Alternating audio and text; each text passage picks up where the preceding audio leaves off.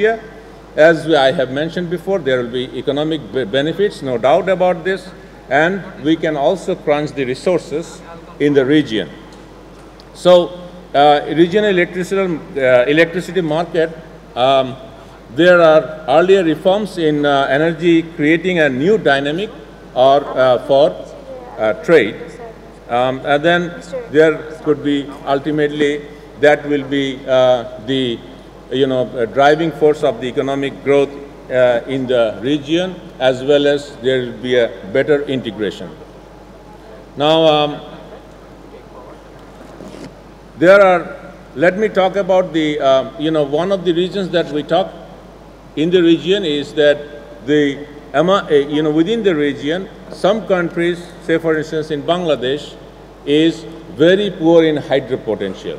On the other hand, there are some countries, those have, high potential in hydros, such as His Excellency, the Minister of Nepal can very easily testify that they have 43,000 megawatt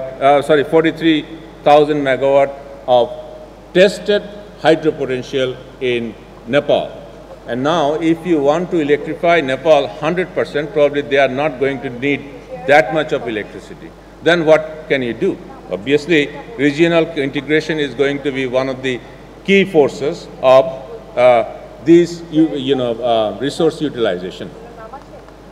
So, as I have mentioned, you can see that what are the potential that we have in the region.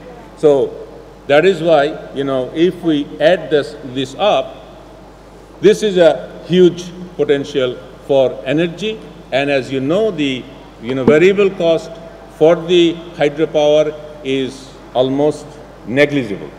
That means once we could do it, we can generate a huge amount of electricity, and at the same time it is renewable energy, clean energy, which could be beneficial for our globe that we live.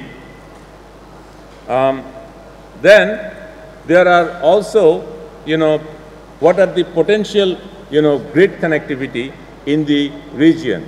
Then you can see in the graph that there are integration possibilities from Nepal, Bhutan, Sri Lanka, and also, I will come to that later. So these are we already have, as you know, one interconnection, actually two interconnections with India, and Nepal has an interconnection with India, and Bhutan has interconnection with India. So what I'm talking about is that it is not new.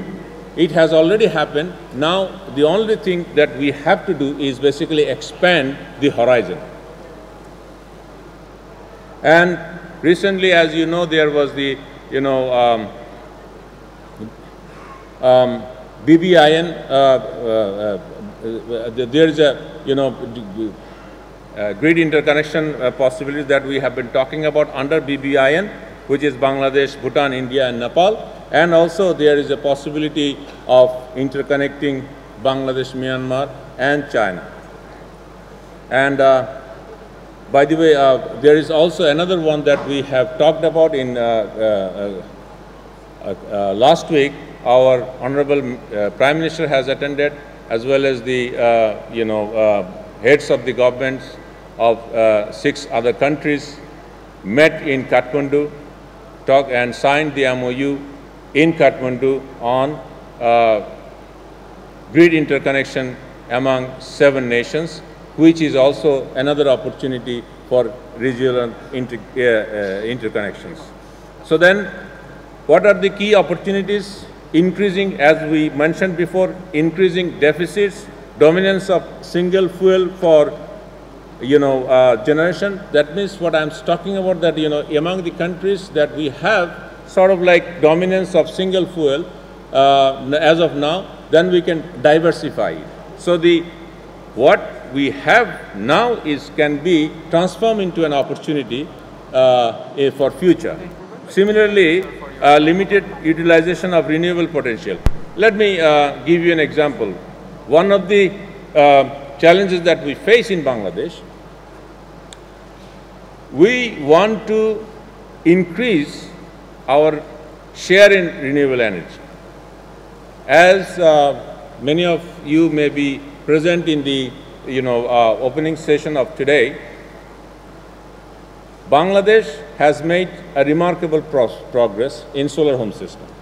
53 or 5.3 million solar home system, which is the largest in the world. However, that is not the utility scale. Now, we have tried our best, and we have been trying our best to create some utility scale power plants in solar. But the problem of Bangladesh is that land is scarce and solar irradiation is less. Now, there are many places in India where they have high solar irradiance and land is kind of like barren, through which they have been able to reduce their tariff in solar. Then, if I have an integration, then I don't have to invest much at the cost of my agricultural land in Bangladesh. I can bring solar energy from India. Similarly, I mean, we can expand it in other places of the region. So, what we are talking about, and then, there is lack of energy infrastructure, that is also an opportunity to further integration. And then lack of funds. We can help each other building the funds through projects which can also be huge opportunities for us. And absence of competitive market as of now, if we can introduce regional integration in a competitive environment, that will also be a benefit for the people, those who are living in this region. And finally, there is a lack of, harmonious policy and framework, which needs to be actually, that is also an opportunity that we can work together and find out common ground based on which we can grow further. So, as you can see, the investment that is needed based on the future demand of the region is huge. And especially when we talk about power, one of the things is that the power market is considered one of the safest investment in the world, because it is always supported by a strong PPA. So then, when we see and the opportunities are there and for, better integration, then we should be able to basically fund, create the opportunity through which this kind of funding, I am not going through, these are the kind of like funding which is, huge, and this kind of investment can also boost the economy in the economies within the region. So, the existing framework is basically, there is SARC intergovernment framework. There is also concept of SARC Energy Center. There is also SARI, and there is also bilateral cooperation. So there is frameworks available, but it is time to work together to actually intensify our activities. And there is also, I think I have mentioned it before, is that there is also existing infrastructure. This is basically between India and Bangladesh, and also Bhutan, India, and Nepal and India. These are the three, integration or interconnections among these three nations. So, the foundation is already there. Now, it is basically the, activities of the, regionally we should focus more so that we can speed up what is needed for the future. So, the existing deals that I have already mentioned before, what we are importing from India. And there are some specific challenges that we see. Usually there is regional political goodwill, and we see that sometimes there is lack of confidence, and also political motivation is needed.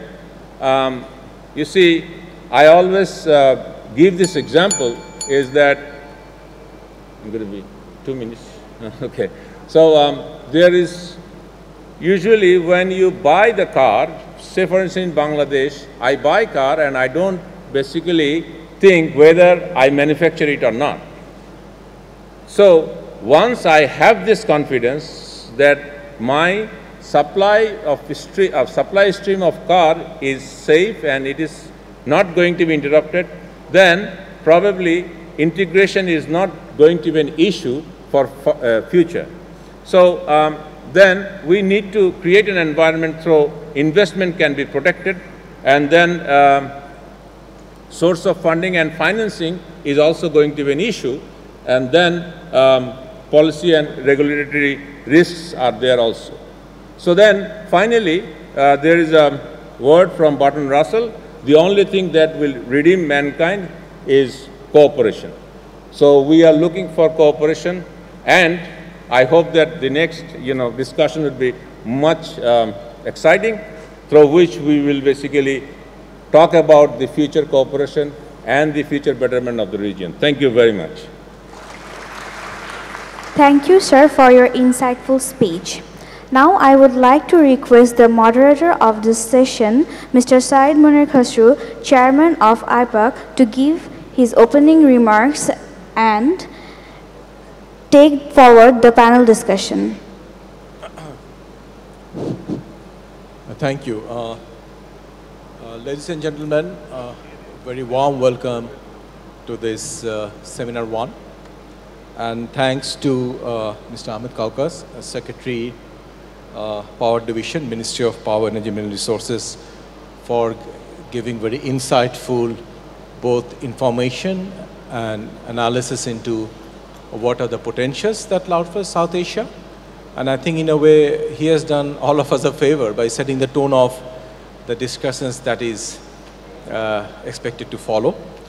So today actually I'm very privileged and honored to be moderating a session in which, as you may have already noted, I am on my right and left are very distinguished people, and not only in terms of their own unique positions that they hold, but also the work they have done in the past on this particular sector. And I'll start. On my right is Mr. Tajul Islam MP. He is the chairman of Parliamentary Standing Committee, Ministry of Power, Energy and Mineral Resources, on my right. And on my left is Honorable H.E. Barsha Manpan Ananta, the Honorable Minister, Ministry of Energy, Water Resources from Nepal. Thanks to both of you. And as I said, at very policy level, we have representation from the highest level. And then on my left, after the Honorable Minister of Nepal, is Mr. Hans Paul Buckner. He's the chairman, Boston Consulting Group. As you know, it's a very well-respected global consulting outfit. So he brings in a lot of global experience, vision, mission, BCG having been spread around the world, to which we will look forward to when he takes the floor. And then we have a very important multilateral development partner in Asia for Bangladesh and other Asian countries, the Asian Development Bank, being represented by its country director in Bangladesh, Mr. Manmohan Parag. So, and on my extreme right after Mr. Kaukas is Mr. Alamgir Kabir, a former chairman, Bangladesh Power Development Board. He brings decades of experience in this sector. Now, I'm very much excited to a very enlightening discussion, because as you could see, we have a very, very diverse and very distinguished panel. And before I move into that, there is a short audio visual which captures basically, in essence, what is happening in South Asia now, which in addition to the very wonderful presentation made by Mr. Kaukas, will hopefully help us carry us forward to the discussion. So let's have a look at the short audio visual on power connectivity trend in South Asia.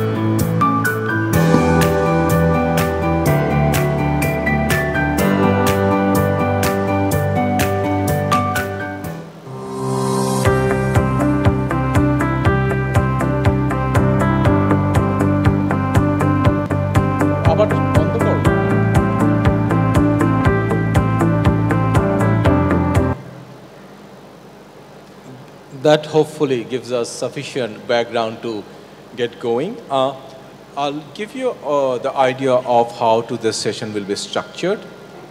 In the first part, we'll have distinguished panelists speak for about 10 minutes, covering their each core areas of expertise, which we already have shared with them. And after that is done, we look forward to an inter-panel discussion, whereby we hope to look forward to a very engaging discussion in this stage. And in the last part, I look forward to opening up to the floor so that those who have taken the time and trouble to join us have an opportunity to ask questions. So, and we intend to make reasonably efficient use of time. Having said that, first, just to give you a snapshot, the reality is South Asia, unfortunately, continues to be one of the least integrated regions in the world. We have close to 1.82 billion people. We have a lot of common social, cultural values, but trade within South Asia is not even 5% of the trade South Asia conducts with the rest of the world. So this is a legacy of the past that we bear in our shoulders. And energy and power, many of us agree, can be one of the low-hanging fruits which can hopefully open up or unlock the potential from which the people of South Asia have been deprived for long. When energy is so much important that 1% increase in energy consumption can have more than 1% growth in GDP, a region like this, which still has serious issues with poverty, malnutrition, access to healthcare, we do not have the luxury not to take advantage of this. If you look at another region, European Union, which has almost 20 times per capita energy consumption than we do, is explained by the fact European Union has 380,000 gigawatt hour of power trade, where we barely have 20,000 gigawatt hour of power trade. So if this region has to rise, power and energy is one of the first places where we have to take it forward. And the fact that in the Power Energy Week of Bangladesh, the government took the initiative to bring this discussion into this platform and have distinguished people coming from neighboring countries, far across from the world, is a testament that the government also realizes the way forward is more and more connectivity trade in power and energy. And after the speakers go through the first 10 minutes, I'm sure there'll be much more room for discussion.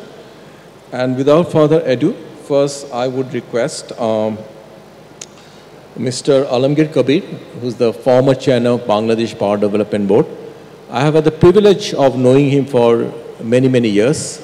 And he's one of the person who brings in years of experience in power energy sector in Bangladesh, in the region. He also has successfully led many of the treaties we have signed with the neighboring countries.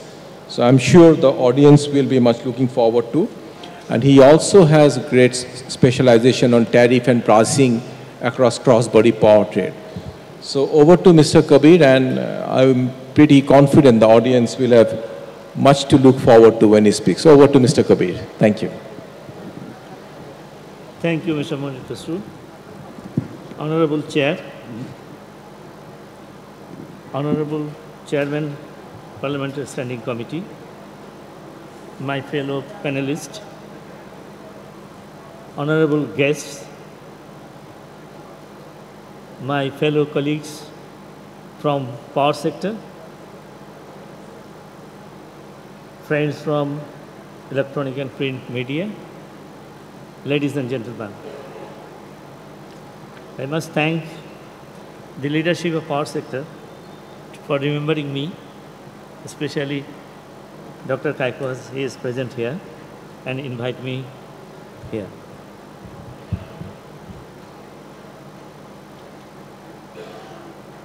We are working with this regional connectivity, I think, for last decade, very seriously. After our Honorable Prime Minister visit to India, I remember, in January 2010. We had an MOU with Government of India, and there specifically this cooperation is mentioned. Based on that, we progressed a lot. Already the connectivity is established.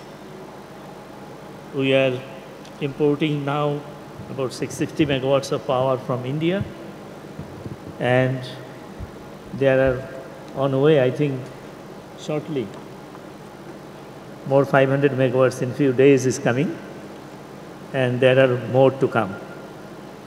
And as the keynote speaker in his keynote speech mentioned, that there are a lot of developments going on for the regional connectivity and exchange of power, electricity from the regional countries for optimizing the primary fuel resources. And ultimately the objective is to get the least cost power. And the topic set for me is on that, which is importance of tariff and pricing for market-driven regional energy connectivity. Bangladesh, we don't have that kind of experience because the power which we are importing is through medium and long-term contract. But if we really seriously think about the exchange of power, then we have to go for power trading. And there are a lot of benefits, and because of that, now in different regions, like Europe, North America, they are well established this regional connectivity and power exchange, power trading. As looking into Indian Energy Exchange, which you can see always online in real time, the price, the bidding, the offer. And I could remember maybe 5-6 years back, as low as the price goes to, I think, 15 paisa a kilowatt hour. And it sometimes goes above 9 rupees and something like that. This exchange can benefit everybody. You know that when you establish a power plant, usually the capital investment is treated as sunk cost because you cannot get out of that. Then in the operational part or dispatching, usually the operational cost, which is basically the fuel price, that dictates.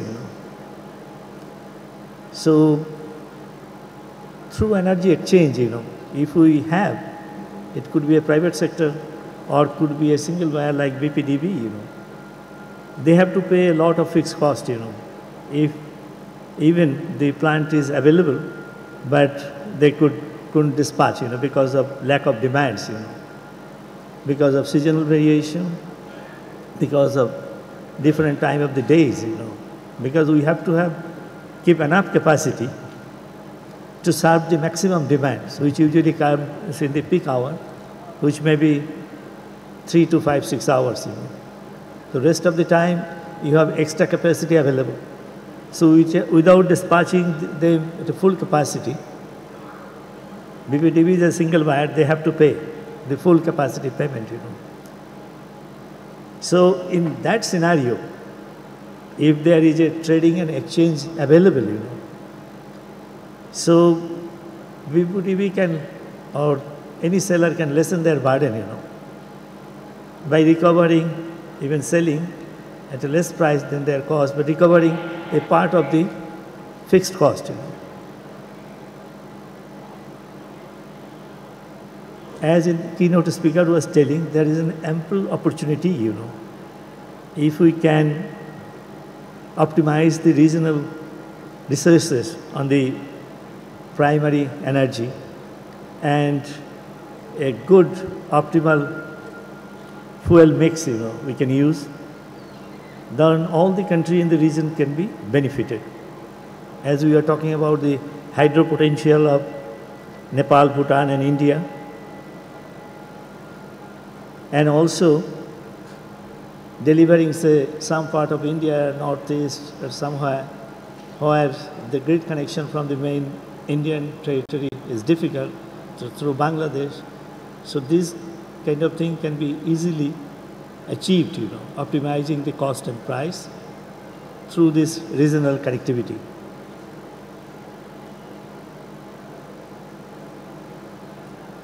The most important thing for the success of this is the political will of the regional governments.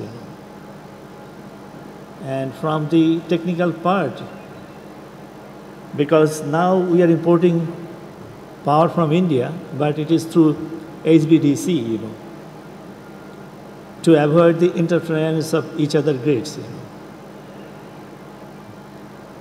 So this is very costly, which ultimately increases the price. For example, for a 500 megawatt import, we need the HVDC system, which costs 250 to 300 million US dollar. So that's an impact on the tariff or price. So if we could have grid codes, various standards, and we can harmonize this grid code of the regional countries, then without use of this HVDC system, we could exchange power, and that ultimately could reduce the price. So those are technical part, has to also need to be take care, We are working, but this cannot be done overnight. As keynote speaker was telling that in BIMSTEC, this was the connectivity and other things was discussed.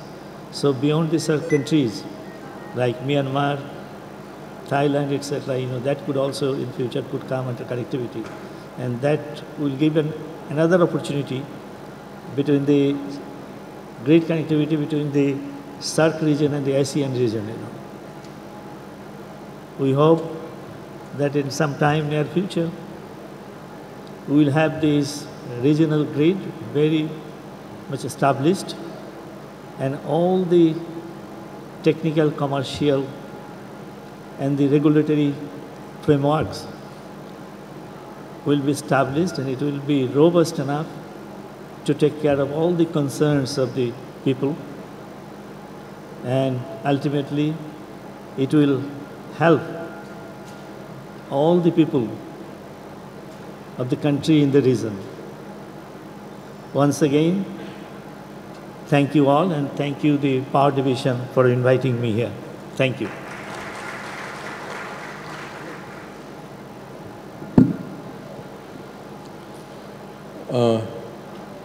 Thank you, Mr. Alamgir Kabir. And as expected, I was looking forward to some very sector-specific inputs, which you're the only one in the panel who brings in, as I said, many years of experience. And we will take advantage of that when we move to the more panel discussions. And as I was mentioning in my initial remarks, that we have a very diverse panel with us. And for developing countries like Bangladesh, who have very close working relations with multilateral development partners, whether it's the World Bank, Asian Development Bank, UNDP, the relationships holds a special significance. And we are very pleased that one of the important development partners for us, Asian Development Bank, is being represented by the country director. So I would request him, to Mr. Parag, to kindly take the floor. And I would request, particularly if you would care to share with us how South Asia's energy connectivity strategically is being looked into by Asian Development Bank, and in the overall scheme of things, the role ADB envisages continue playing in this important sector of South Asia.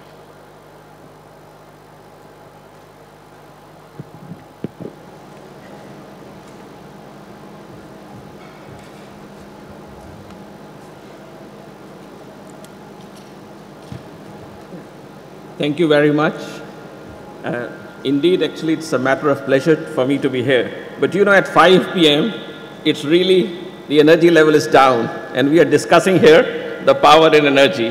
The first thing I want is that all of you should really get a little bit more energized, because unless and until you are really energized, it's difficult to have a panel discussion where we would like to hear from you not only some interesting questions, but also probably some interesting viewpoints. So with that request, I now probably would like to say that, you know, ADB, as probably most of you will know, has been at the forefront of this regional cooperation. It has been a valued partner of Bangladesh since its independence. We have offered over $21 billion worth of assistance to Bangladesh, of which more than 25% has been provided to the power and energy sector. Over 3,000 megawatts of electricity, power generation capacity, and 800 kilometers of transmission lines have been funded by ADB. As some of you may be aware, ADB has adopted recently a new strategy called Strategy 2030, which envisages prosperous, inclusive, resilient, and sustainable Asia and the Pacific. Asia and Pacific are the fastest growing regions. And however, if you look at the number of poor people, 1.24 billion people are still living below $3.2 per day.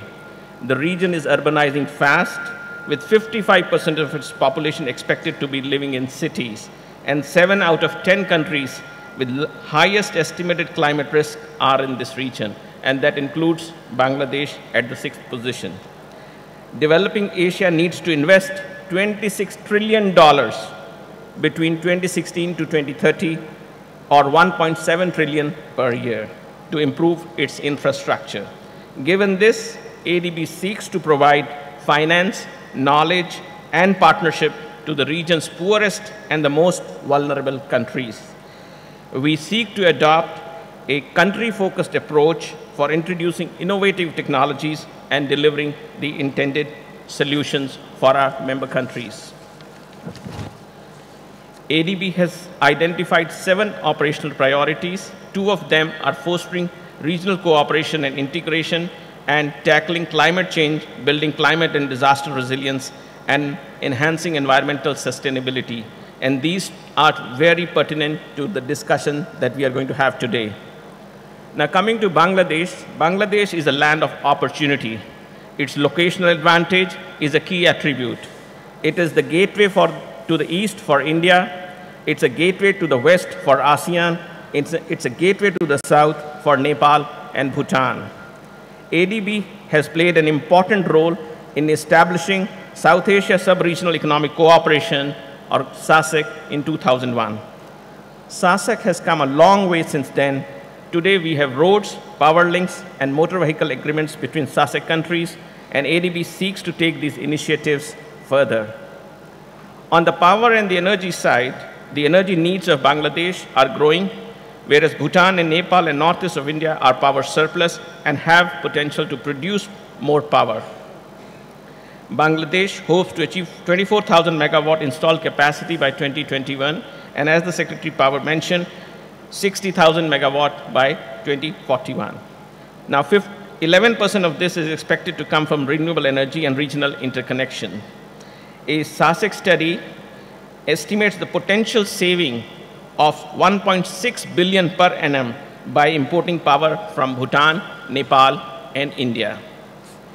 ADB started supporting regional power connectivity in Bangladesh in 1997.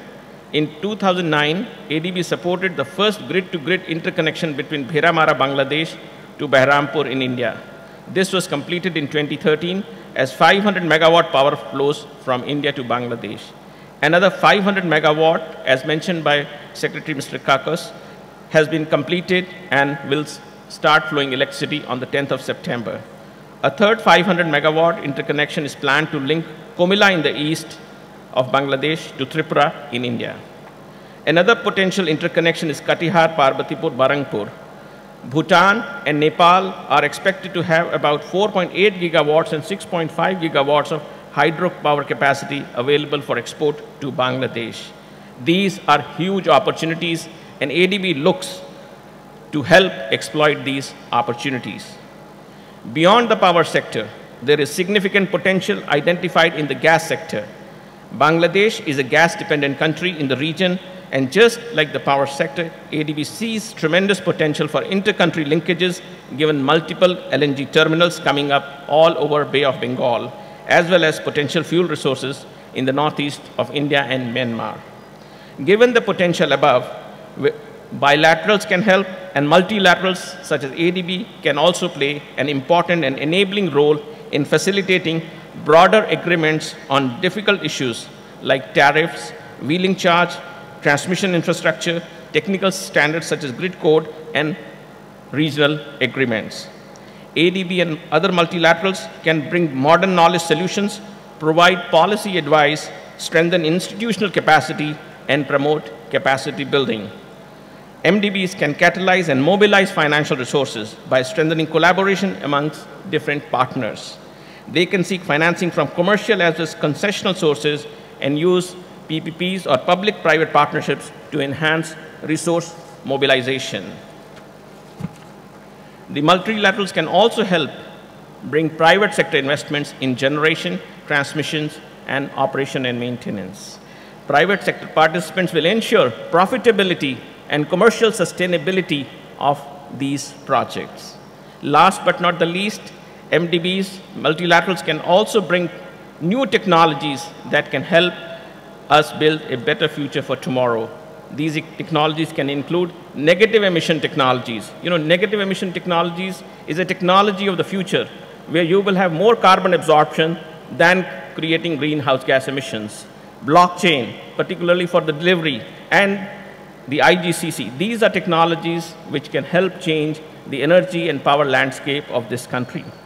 To conclude, by virtue of its location, Bangladesh may significantly gain from power trade with the neighboring countries, which are power surplus and uniquely positioned to supply relatively cheaper and cleaner power.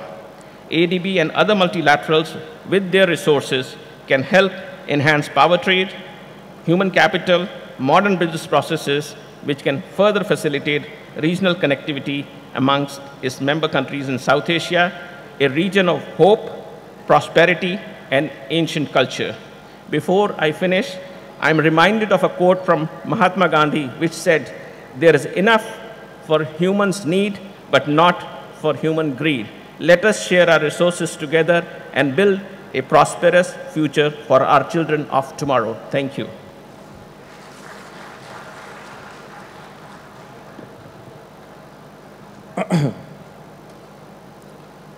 Thank you, Mr. Barak. And as I said, Asian Development Bank has been very proactive in supporting this region, SASEC and others, and many of the technical studies that have been undertaken in the past had a lot of ADB participation.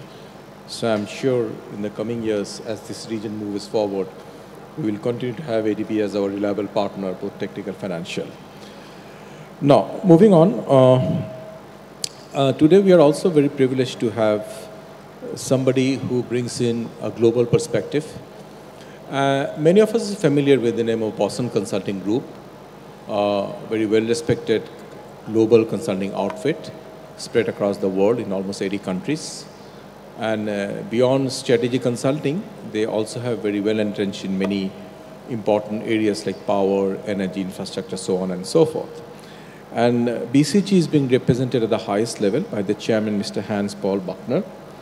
And I would request him to share with us, given BCG's global outreach, some of the things that have worked well in many other parts of the world, which South Asia can benefit from.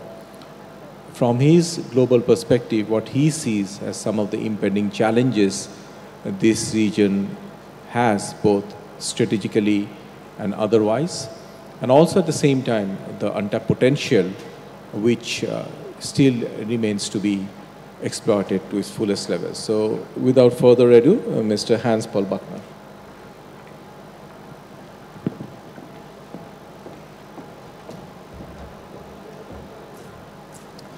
Good evening, ladies and gentlemen. It's a great pleasure and honor to be with you.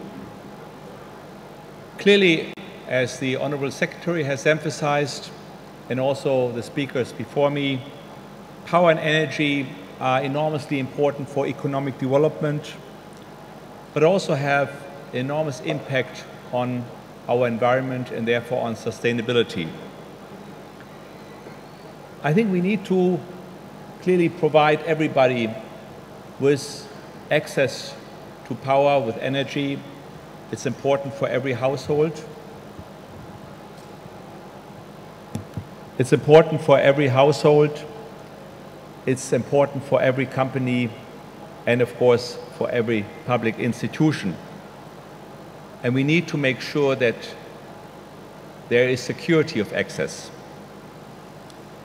At the same time, of course, we also have to ensure that the production of power and energy does not have too much of a negative impact on our environment, and indeed today it has. So clearly the task for us is to ensure efficiency of production and transmission, efficiency in providing access. The Honourable Secretary has already emphasized the importance of cooperation and mentioned Bertrand Russell. Clearly, cooperation really is also key in the power and energy markets.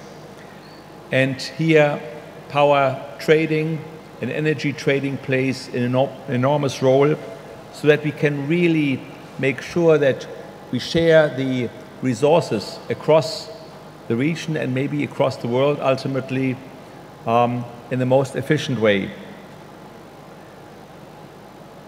In Europe, we have a lot of power trading, power and also energy trading in general. The European markets indeed are very, very active, and we see power trading being about a 10 times multiple of the actual demand, certainly in Northwest Europe. In Southern Europe, it's a bit less, around 3 times the trading is reflected in demand. In most other parts of the world, it's less than 1.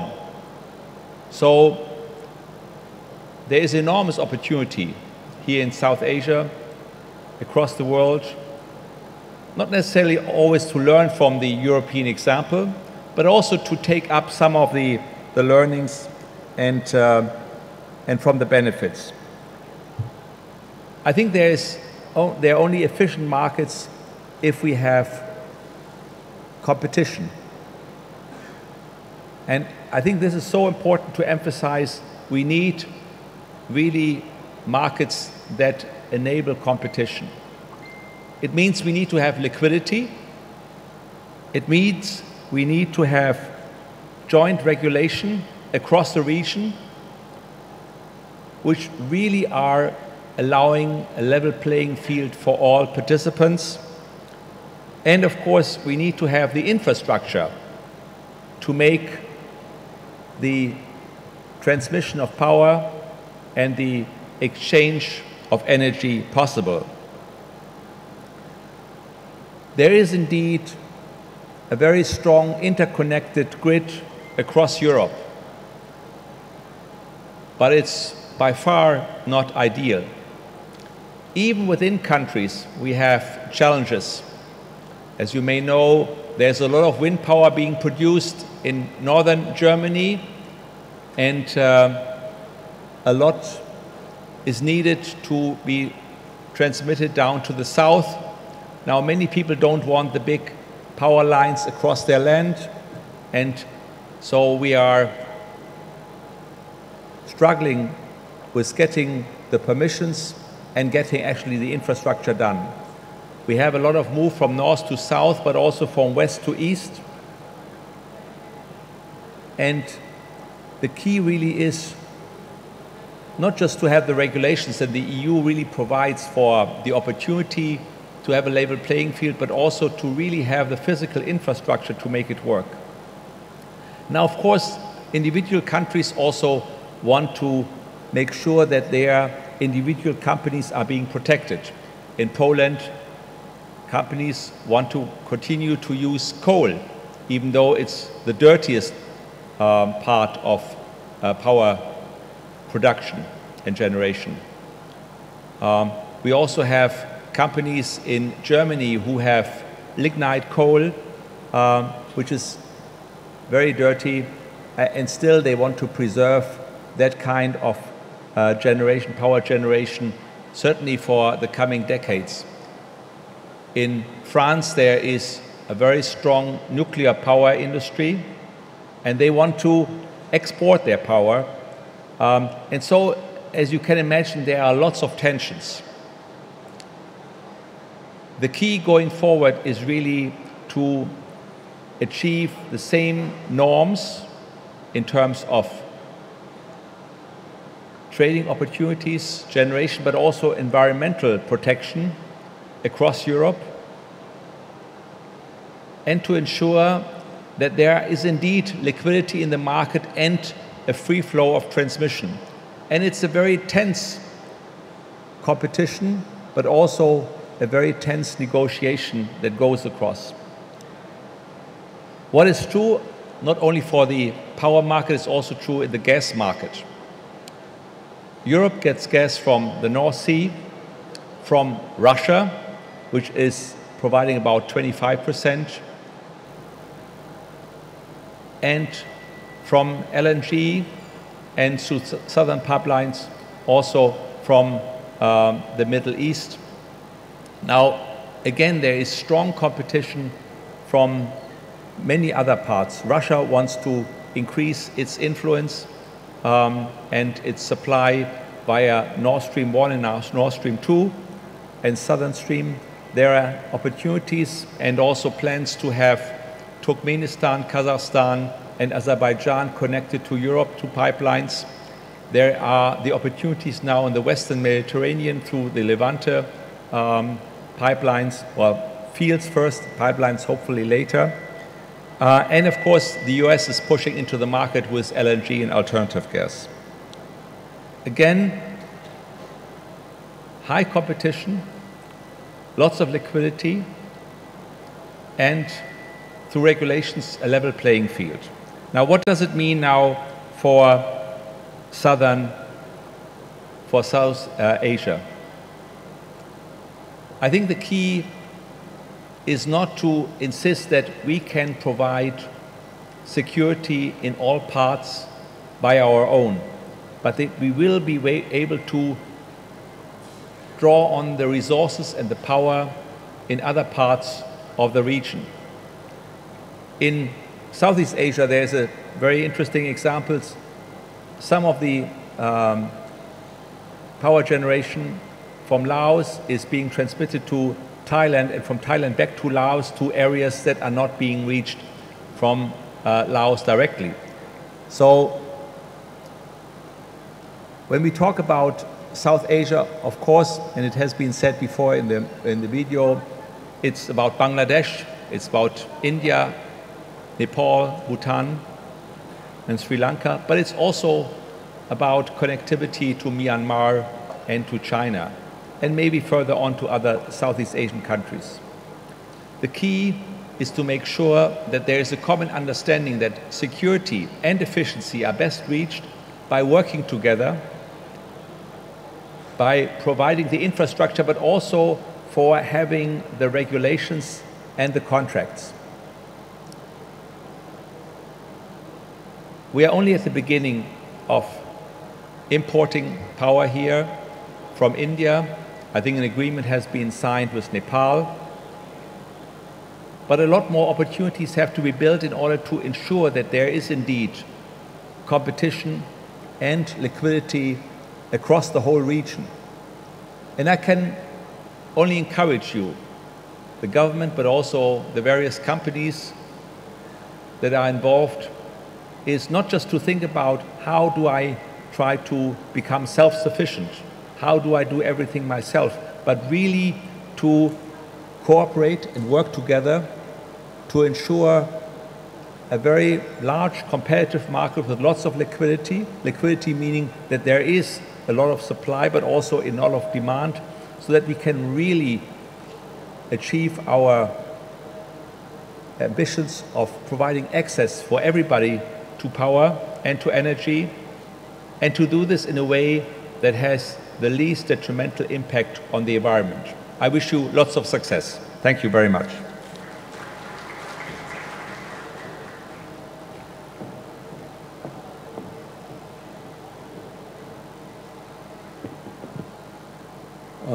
Thank you, Mr. Buckner. I mean,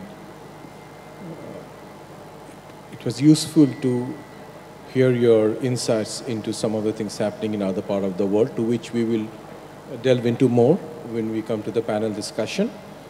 Now, as I have mentioned in the beginning, we are very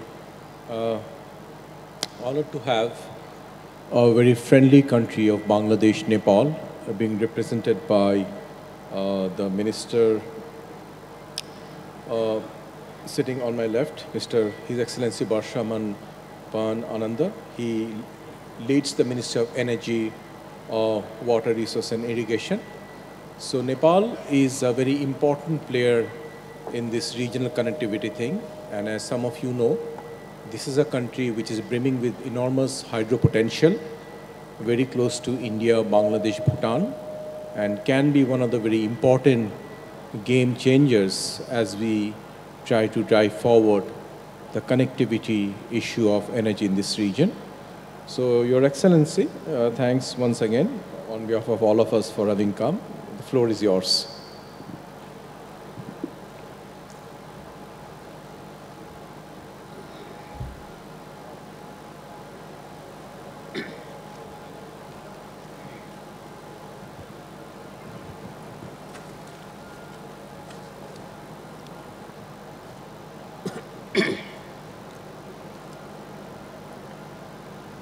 Distinguished panelists, all the participants, ladies and gentlemen,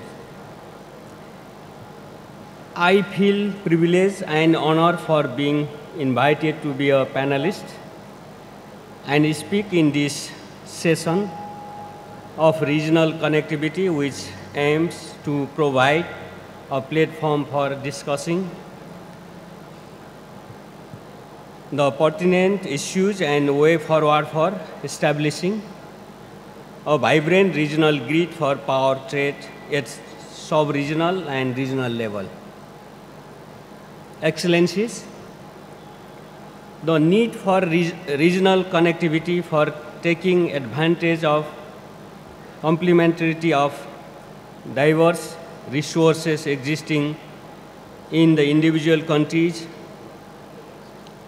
was realized by us a long time back.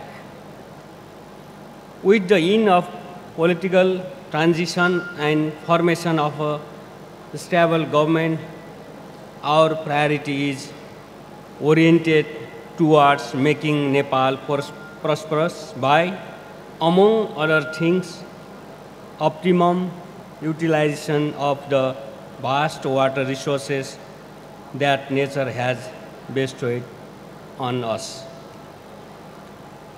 The regional and bilateral agreements currently in place, be it the SAARC Regional Framework Agreement on Electricity signed in 2014 or the MOU on BIMSTEC Electricity Grid Interconnection signed recently on the 4th BIMSTEC Summit in Kathmandu, or any other bilateral MOUs and agreements signed so far, form the strong base for moving ahead to achieve cross-border electricity trade within the region.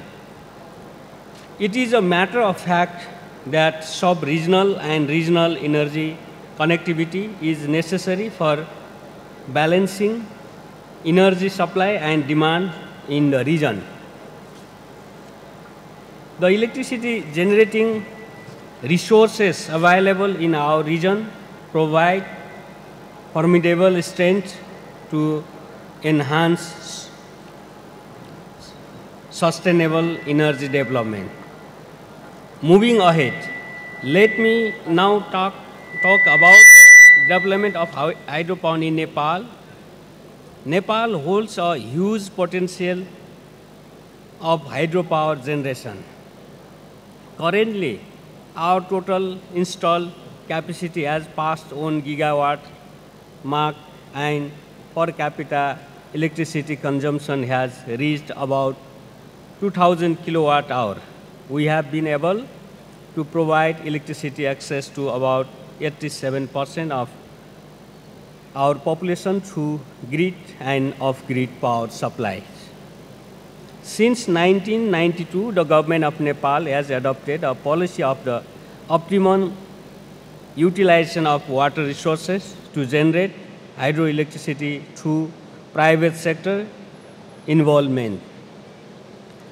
With this initiative, various hydropower projects within more than 4,000 megawatt capacity are now in different stages of construction. In the coming 3 to 5 years, electricity generation is expected to reach 5-fold of current capacity of our country. Recently, on 8 May 2018, we released a white paper on current situation and future roadmap for energy, water resources, and irrigation sector. We have set a target to generate 15,000 megawatt of hydroelectricity in 10 years, and we intend to set aside 5,000 megawatt for external trade. Trade of the hydroelectricity with neighboring countries remains our priority. Nepal has high voltage cross-border electricity interconnection with India through Dhalkebar Muzaffarpur 400 kV transmission line, which has been operational since 2017. We have also initiated another 400 kV Butol Gorakhpur cross-border transmission line. In addition, there are some more planned cross-border high-voltage transmission lines between Nepal and India. It is learned that Bangladesh and India have 400 kV Beramera Barampur high-voltage transmission line, through which Bangladesh is importing power from India. We also understand that Bhutan and India also have electricity grid interconnection, which is facilitating electricity trade between them. While these important bilateral infrastructures between countries in our region are in place with an aim to establish cross-border electricity trade, CBET, let me mention some major issues that require our priority attention. India, by virtue of its central geographic location in the region, can assume a pivotal role in promoting CBET. We all should appreciate the efforts made in bringing out CBET guideline by India, which we understand is being reviewed by incorporating the observations made by the neighboring countries in line with the existing SAARC framework and bilateral agreements that basically envisages electricity as seamless tradable commodity across the respective nations. In order to operationalize CBET, it is important to remove barriers and weakening provisions in national policies, laws, guidelines, and regulations that come across CBET. Likewise, in order to move from bilateralism to trilateralism or multilateralism, we can work together to identify some projects that could be developed targeting CBET. Cooperation among BBIN countries on this aspect could be one possibility. External electricity trade, after meeting our own demand, is our national policy. For this, we are willing to optimize the hydropower development out of tremendous hydroelectricity potential by welcoming foreign direct investments from our neighboring countries with appropriate modality, which could be either G2G or G2B or even B2B. I believe that this event, with the presence of distinguished learned panelists and participants of respective governments, along with the private sector, will figure out how to policies could be framed across our nations in order to collaborate not only at the government to government level, but also at the business to business level. Lastly, I hope the outcome of these events will help all of us in achieving sub-regional, regional electricity connectivity for the benefit of the people living in our region. Thank you. Thank you all.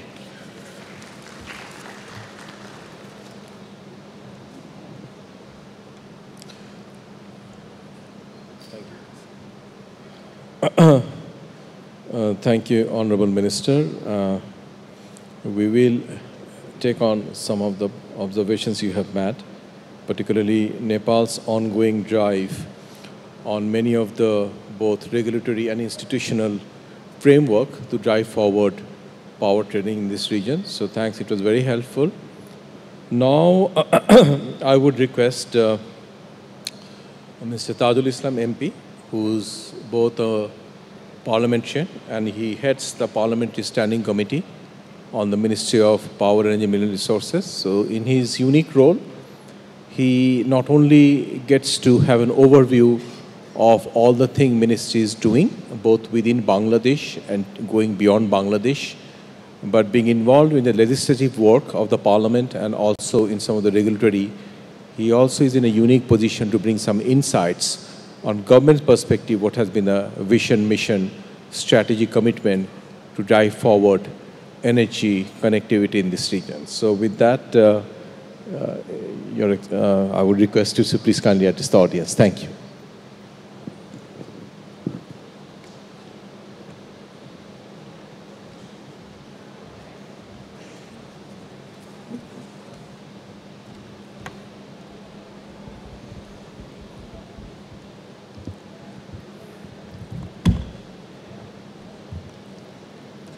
Today morning, our Honorable Prime Minister, Sheikh Hasina, inaugurated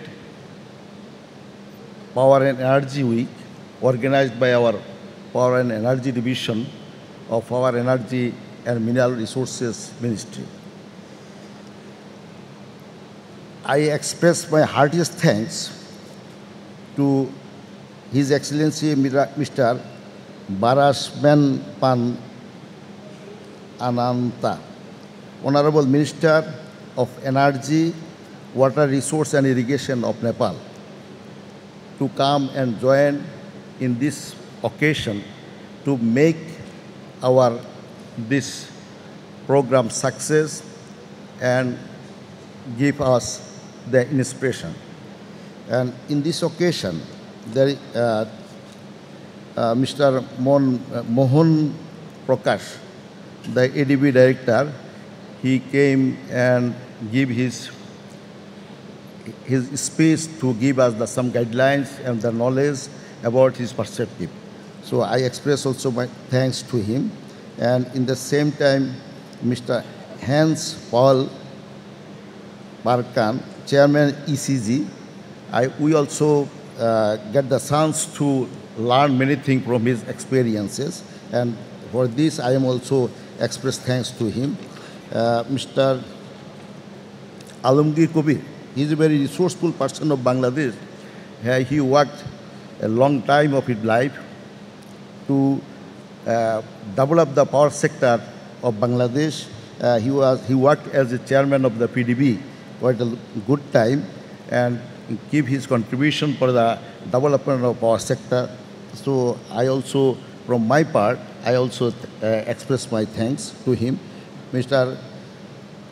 Dr. Ahmad Kaikar, the Secretary of Power Division, of Bangladesh Power, Energy and Mineral Resources Ministry. He has presented his keynote speech where he have tried to present all the pictures of Bangladesh and about the connectivity, which is very fundamental for the fulfill the requirement of the common people of Bangladesh and as well as of this region. And I also express my special thanks to Mr. Syed Monir Khusru, moderator of this occasion. Actually, it is not required, I think, at this moment. Connectivity is the fundamental factor of the development of mankind. It has been proven. Connectivity, communication. Actually, we have many experiences. Every day we are learning the experiences. Man-to-man communication, government-to-government communication, politician-to-politician communication, diplomat-to-diplomat, brokerage-to-brokerage, all these things is giving the driving force to the countries to reach its goal about the many issues. So today, the main objective of connectivity is for the power and energy. And mainly it is regional power and energy connectivity. So actually, we have various types of experiences. Once we are used to hear that if we import the electricity from our nearest country, especially from the India, so it will be meaningless. It could give the adverse effect to our nation, and maybe we will be dependent on them. And so this kinds of a perception tried to develop by some people. And by passing the days, our Honorable Prime Minister have taken this challenge. And just because of the communication and the relation between the countries surrounded by Bangladesh and in this region, we able to, by this time, to import the electricity from Bharat of Beramara, and which is actually the, so far I know, it is their surplus electricity. If they want to give it to the deficiency area, then the cost will be that much higher than it will be not useful. So they are in a position to sell this electricity to us with the lower price, whatever our production cost is. So we are getting the electricity without investing. Without any investment, we are getting electricity, even the cheaper price than we produce. So, and as they are selling this with the cheaper price, it is good for us as well as it is surplus for them. So it is also beneficiary for them. And end of the day, because we extended our cooperation to set up a power plant to India in Agartala, Palatana. They have established one power plant there. So from this power plant, they are giving us 150 megawatt probably electricity, which is also their surplus. And they are giving us with the price, whatever our cost is lower than our cost of price. So it is beneficiary for us as well as for them. So actually, these kinds of arrangement, these kinds of engagement we are able to do, we could establish only because of the political, bilateral, effective relation, because of the relation. So our government able to develop, and it is proven thing all over the world. Whatever the connectivity is strong and smooth and rapid, that much opportunity and benefit could be earned by those areas people. So especially their neighbor. We are the neighbor of Nepal, Bhutan, and India. So there is some opportunity maybe we have, or potentiality we have, which is they have the deficiency. We can share them, and whatever the opportunity and the potentiality they have, they can give us this kinds of potentiality in exchange of some benefit, so that both nations could be benefited.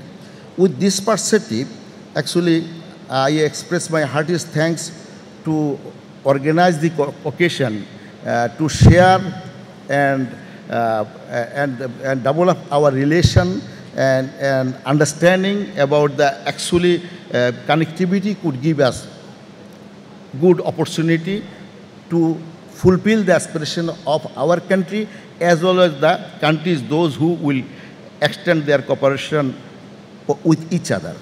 So, from my perspective, actually, you see, now what about the energy and power? Okay, power is one thing, and oil, coal, hydropower, wind, solar. Oil also, that is, we have one distance area where it is very difficult for us to transport the oil in those areas, that is our northwest side, that is Soedpur area. So, but there is a scope for Bharat to give us this of their surplus oil in that area they have remained. So, now that is an engagement have been made between the two countries to set up a pipeline. So once this pipeline could be set up, it is going to be, this project is under implementation. So once this comes to the operation, that the fuel deficiency and the price perspective, all these things will be better for Bangladesh, and as well as they could be benefited by Indian part. So about the gas, and I think Super, I can remember our Power Secretary, he have pointed out this issue. In Jharkhand, they have a huge coal, and this coal, if they can produce the electricity, so this electricity once they produce, but if it is transmitted to their deficiency area, then it will not be very much profitable. It is not the financially viable. But if they can give us to Bangladesh, give this electricity to Bangladesh, then it will be workable for them. It will be profitable for them as well as for us. So this is the actually positive, and through this, maybe if we can share our surplus oil with the neighbor, those who have a deficiency, then both the nation could be benefited. And for this, actually, bilateral and multilateral and regional political relation is the fundamental, and it is a serious cause. But I believe, because of the present government, our Prime Minister, Sheikh Hasina, she believed to maintain a very strong relation with the all countries of the world, especially with the neighbor. So this is why I think by this time, I think because of her initiative and that in regional context, leaders are realizing that actually if we do not have that much strong relation with each other, within the neighbor especially, then actually all the countries actually will be suffer.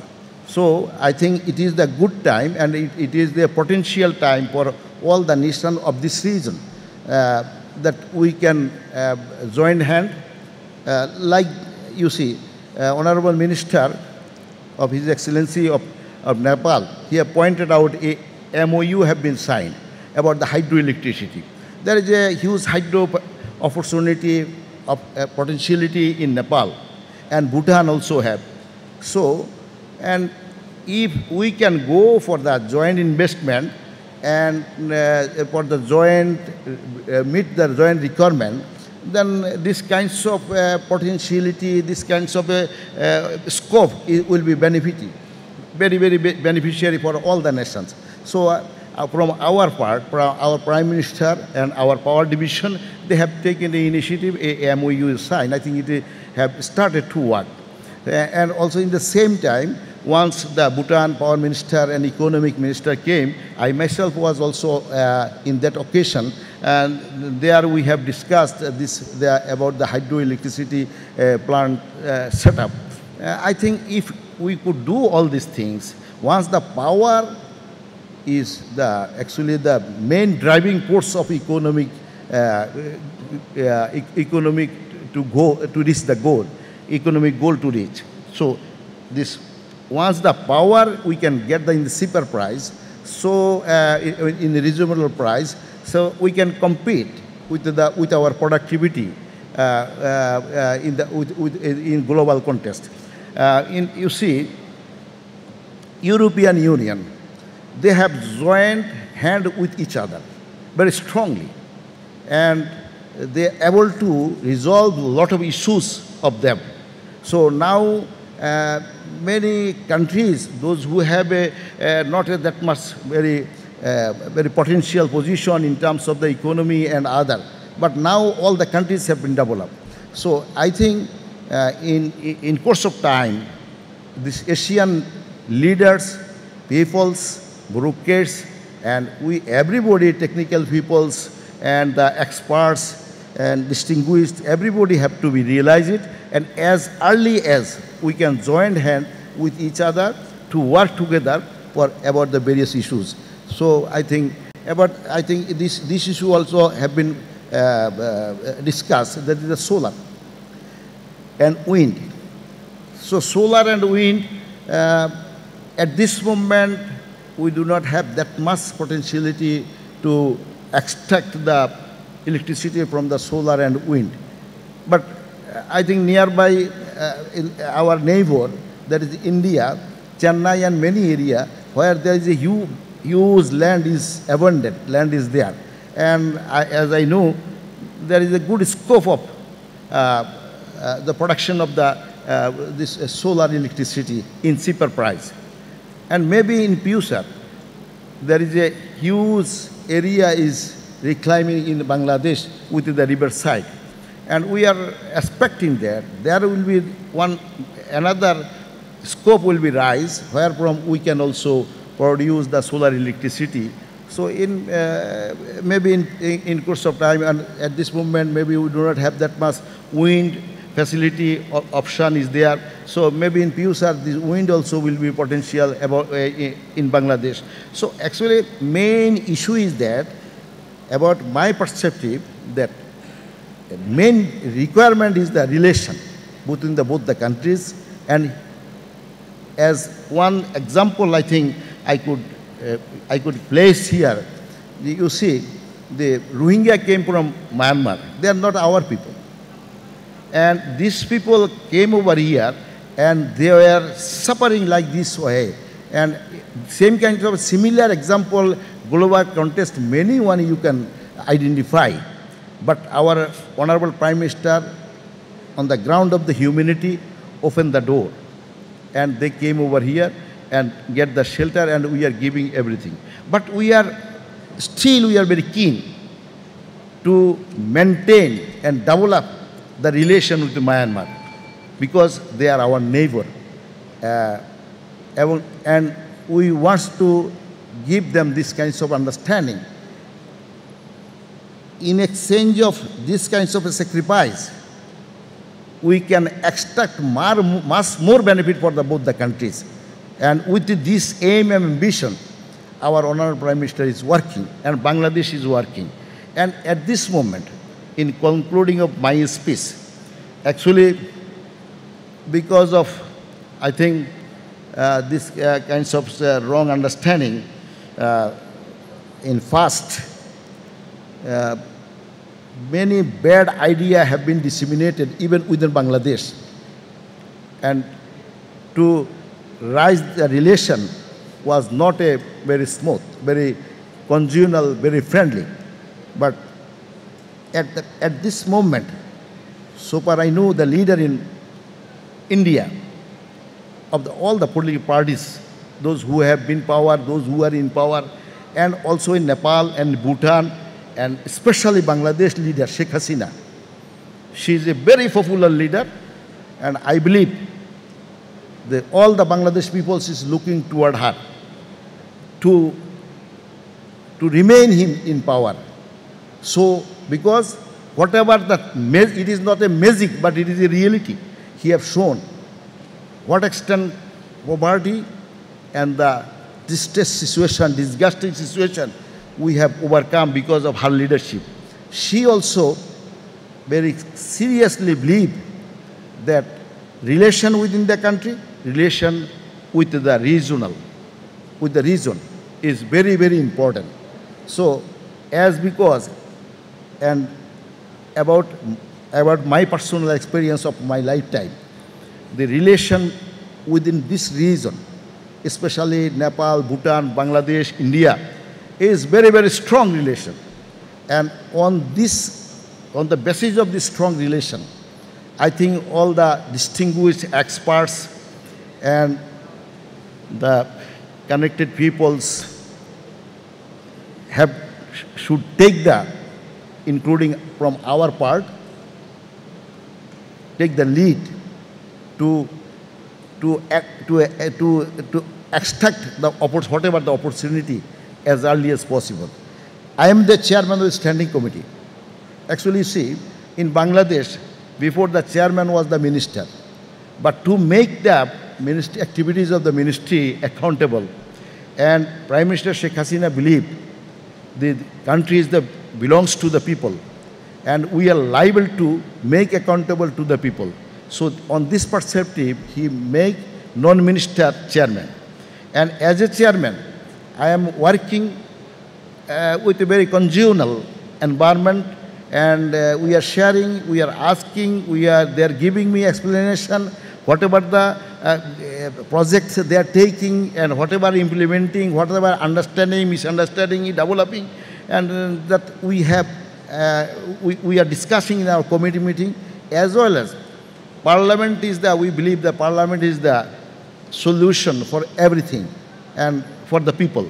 So, but the common people cannot enter in the Parliament. But people of all forum can enter in the Parliament Standing Committee to give their opinion and to express their grievance. Sometimes we have invited the experts and the stakeholders and entrepreneurs and various disciplines peoples to share the knowledge.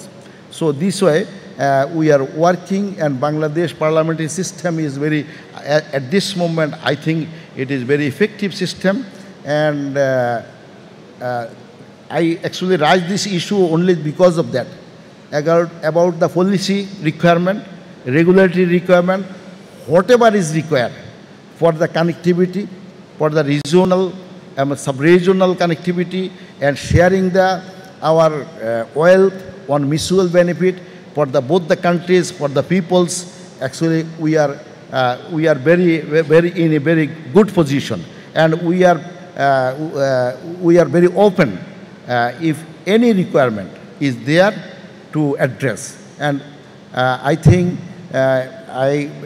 in concluding of my speech, I express my thanks to the dais and audience, and I believe through this occasion, a message we can deliver to all the participant countries and the neighbors, and that actually we have realized and we have joined our hand to go ahead to fulfill the aspiration and ambition of the common people. Thank you very much. Thank you, everybody.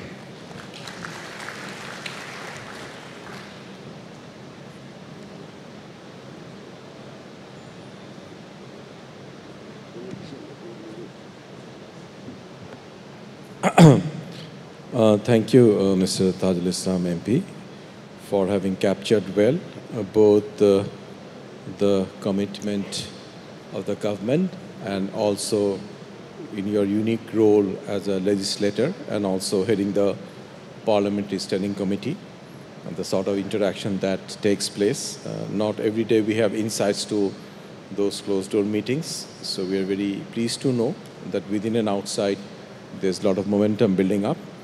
Now comes the second part of this seminar, which is intra-panel discussion.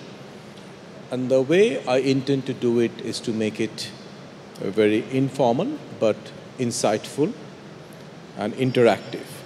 So to my fellow panelists, I would request, just as it is my job to steer the course of discussion, if at any point any of you feel there is something on that specific things being talked about you would like to comment or make, if there is something specific that you would like to talk or interject, by all means, please step ahead, because I would like it to be very informal, interactive.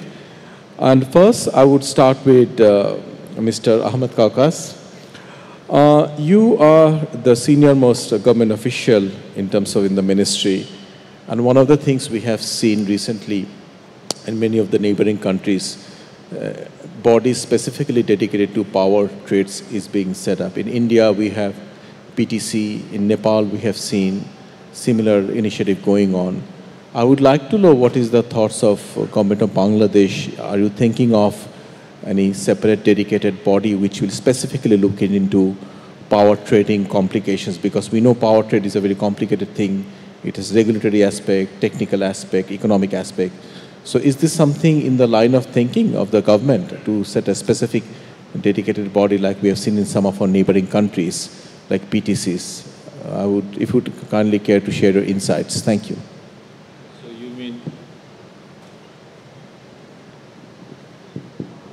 So you mean about a specific initiative with neighboring countries, or? Like power trading, a specific body dealing with power trade, as India has PTC, Nepal is thinking, since Bangladesh is emphasizing on sourcing a significant portion of power from the neighborhood. Is that in the thought process of government? Well, first of all, as you know, Honorable Minister from Nepal is here. You know that our ministers have already signed an MOU for cooperation in power trade between these two countries. And then we have also signed an MOU regarding a project which is going to be developed by an Indian company, GMR, and we are going to import 500 megawatt through that. But the other aspect, similarly, we have almost finalized an MOU with Bhutan for power import, basically not like, trade.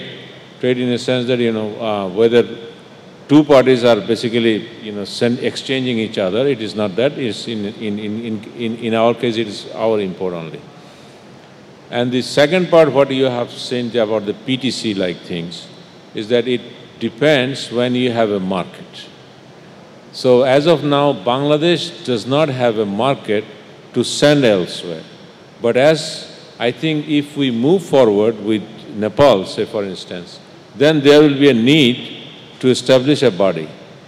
But so this depends on how much we are progressing in terms of, power exchange.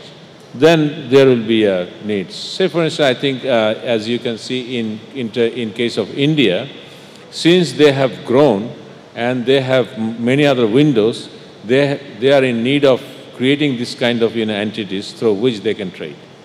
So the answer, I think, depends on the situation, and that will basically be transformed into establishing some bodies which can basically trade efficiently. Thank you. Thank you very much. Now, Your Excellency, as Mr. Kaukas was referring to that, like Nepal currently is very much on the exporting side, and we have seen on the thought process also contemplation of national power trading. So if you'd care to share from the Nepal's government's perspective, I mean, this whole power trade, should we then assume that Nepal, this whole power trade thing is being taken at the highest level of the government as serious, that you are setting up a separate entity to deal with power trade in the region? If in that process you would care to share the vision and mission of the Nepal government in terms of power trading in its neighborhood, particularly South Asia. Thank you.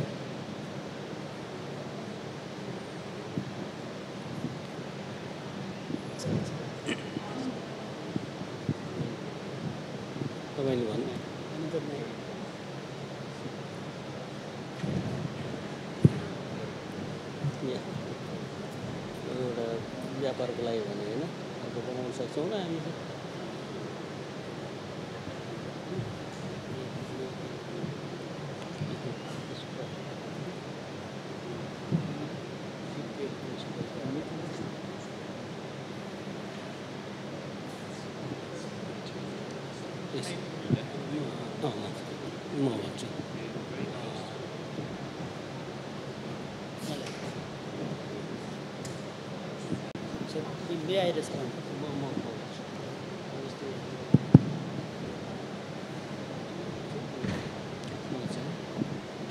धन्यवाद छ।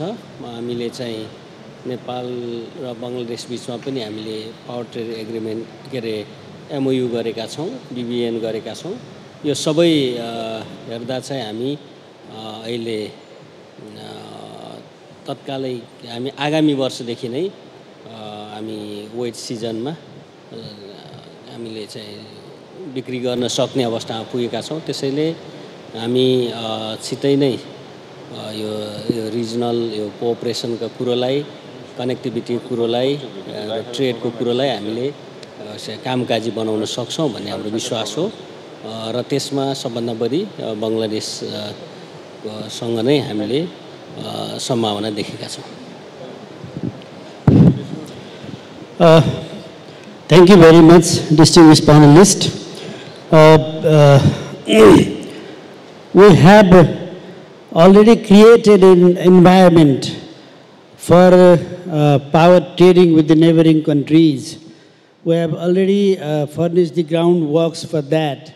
And recently we have concluded Memorandum of Understanding with Bangladesh, MOU with BIMSTEC Grid Interconnection, and back in 2014, we have already signed power trade agreement with India and also the SAARC framework electricity agreement. So with these umbrella agreements in place, now in the coming year itself, we are going to have seasonal surplus in our country, and we are seeing the huge market in Bangladesh for that. Seeing the Bangladesh goals and targets by 2040, 2060, we can export huge power quantum to Bangladesh and also to other neighboring countries. So all the infrastructure, basic infrastructures are already in place, and from generation perspective, we are going to be surplus in the seasonal terms from the next year only. So we are almost ready for bilateral or multilateral trading in the region. Thank you.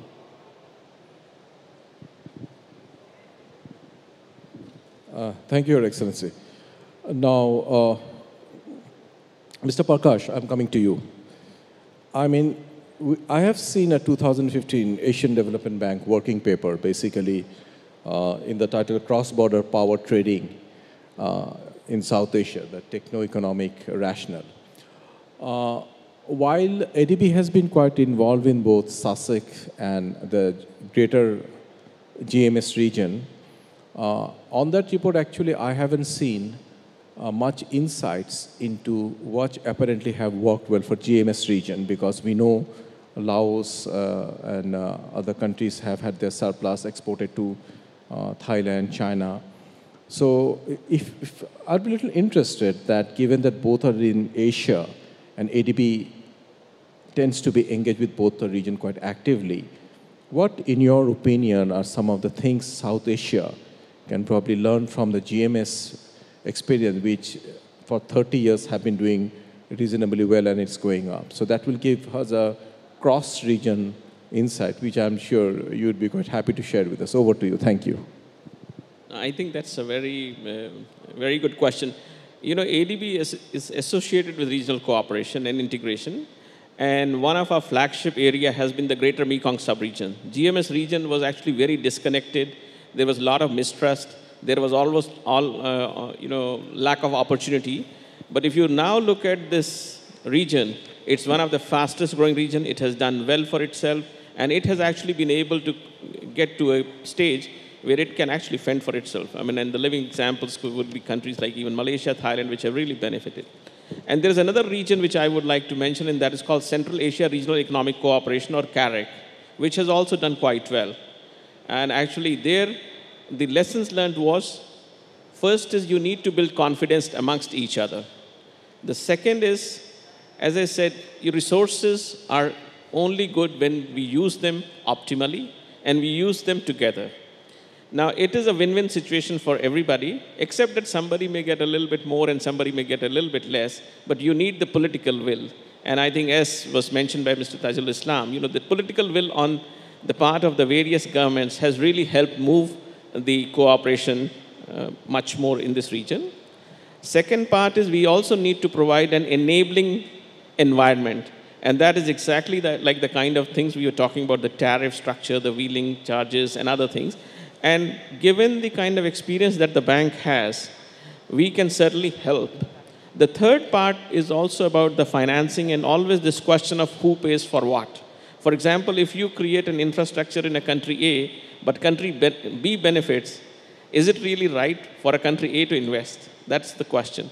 There comes the innovative financing opportunities, where, for example, the bank has set up what we call as a regional fund, and we provide resources from a regional fund which can help to create this kind of an infrastructure. So the two projects that we mentioned for Bangladesh have got regional financing as part of our funding deal. So overall, I think it's really a good opportunity for different stakeholders to benefit from the shared resources that we have. And at the same time, we must not look at who gains more. We must look that we are all gaining more or less about the same from the investments that we are making. Thank you. I'll now come to Mr. Bunkner. I'll push the boundaries a little bit more. BCG have had presence globally, and from Europe to Africa, you have been involved. And as you can see from the discussion, one of the key challenges that region continues to face, how do we evolve a market-based competitive sort of ecosystem for power trade to happen? Now, if I were to ask you, given your experience operating around the globe, and of course you also have a presence in South Asia, India, Bangladesh, so on and so forth, what would be your key takeaways for this region as it moves forward? What do you see would be some of the immediate lessons or challenges that the region needs to embrace rather quickly if this whole ambitious plans that we are talking about today is to come into real fruition, not just seminar talks, taking it beyond that? Over to you. Yeah. So I would very much like to build what my colleague here from ADB has emphasized. I think it starts with trust.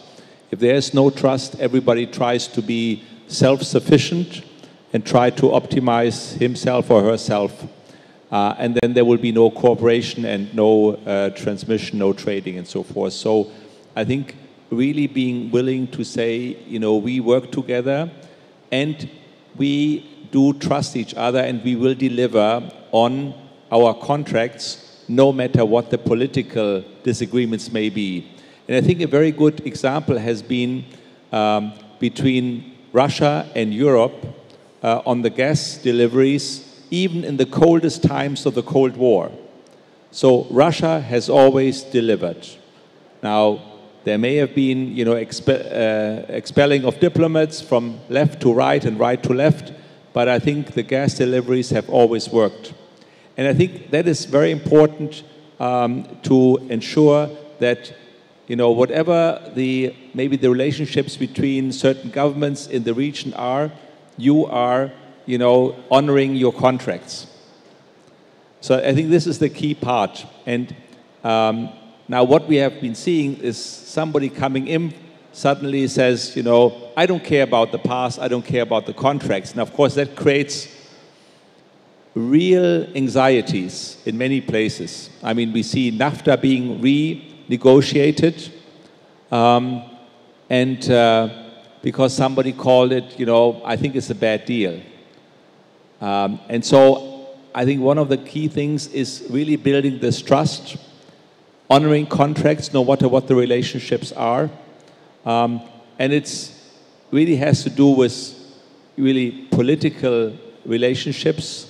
Clearly, economically, it makes a lot of sense to cooperate and to work together. But it also needs to, people need to understand that politically, even though somebody may be gaining a bit more in one times and somebody may be gaining a bit more in other times, this is beneficial to people and to all countries involved. And I think that is really something where you know, the economics need to really dominate the discussion, because people understand it's in our economic interest that we do honor contracts, and we do honor contracts no matter what. And we don't follow easy political shifts. I would say that's the key learning. I think we have some good examples, but we also now have some not so good examples, which means that people will become, of course, a bit worried. And that's why I think the key is also competition, meaning that you have alternatives.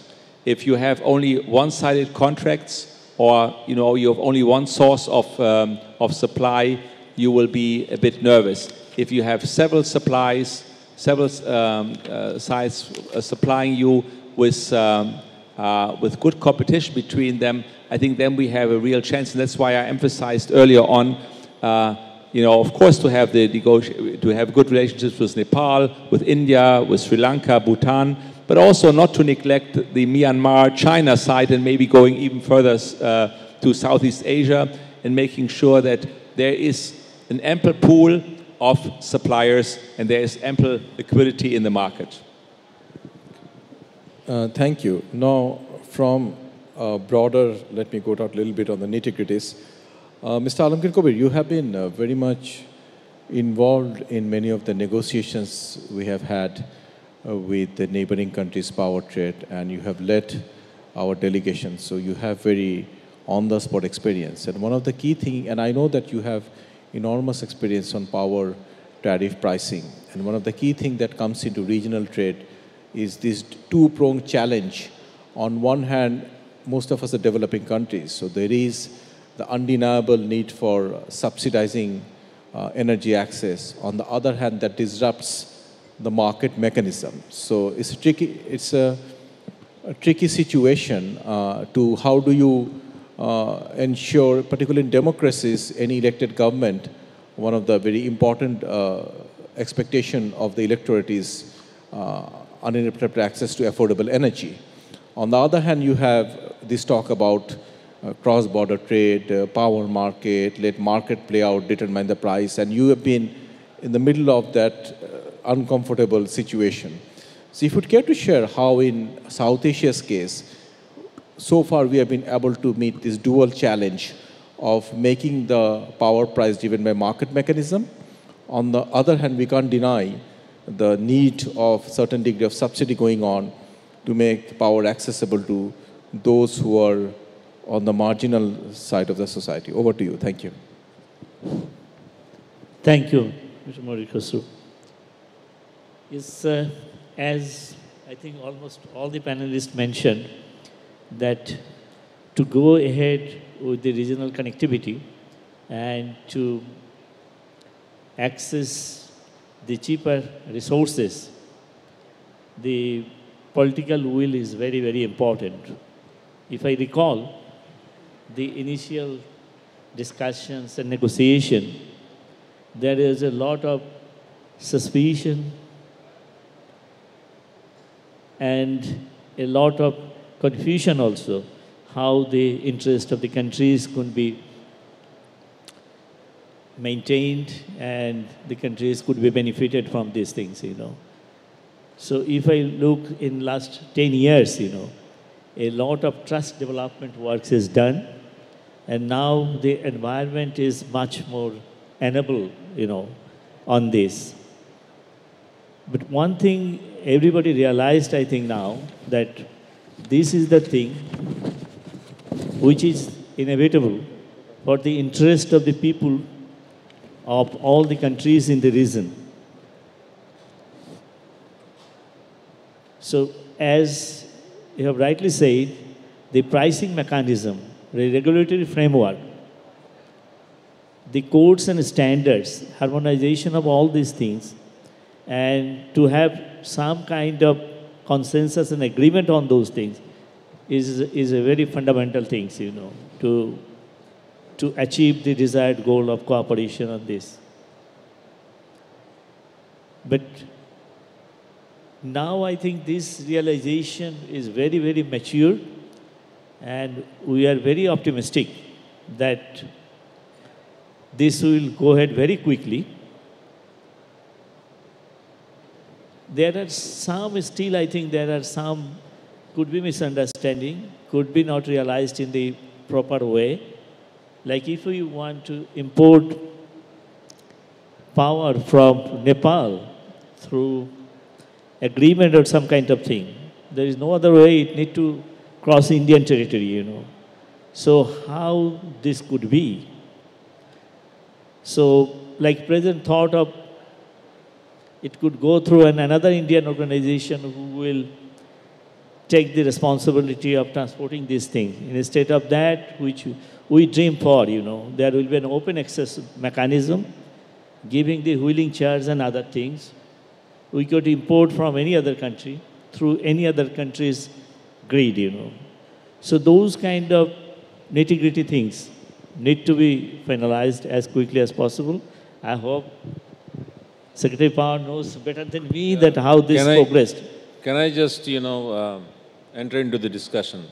Pricing, mechanism and the issue of subsidy, these are basically dependent on, when the perspective is the similar as we say in economics, ceteris paribus, then it holds. But the real world is not ceteris paribus. So that means the situation varies from each other, and the economic condition varies from each other. And then, the private sector, for instance, when the initial stage our private sector started, they, some sort of like, support from us was needed. Gradually, we are basically withdrawing. So at which stage we are, that is also dependent. So now if I compare myself with India, the pricing mechanism of Bangladesh is completely different from India. Because India is a large market, they have already established the competitive system, and then they can also take the shock of an entrepreneur. But in Bangladesh, when the situation, when it's a baby, you usually try to protect it.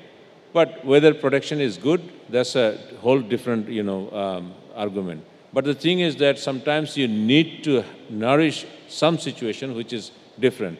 So the conclusion would be like, it is difficult to say which one is right and how to settle this. That depends on how you are going to assess this and how you are going to address the variations among the regions. So I think, so that is why, what we are trying to do in case of Nepal is that we are trying to develop the project, have some, set formulas of pricing mechanism so that we can start.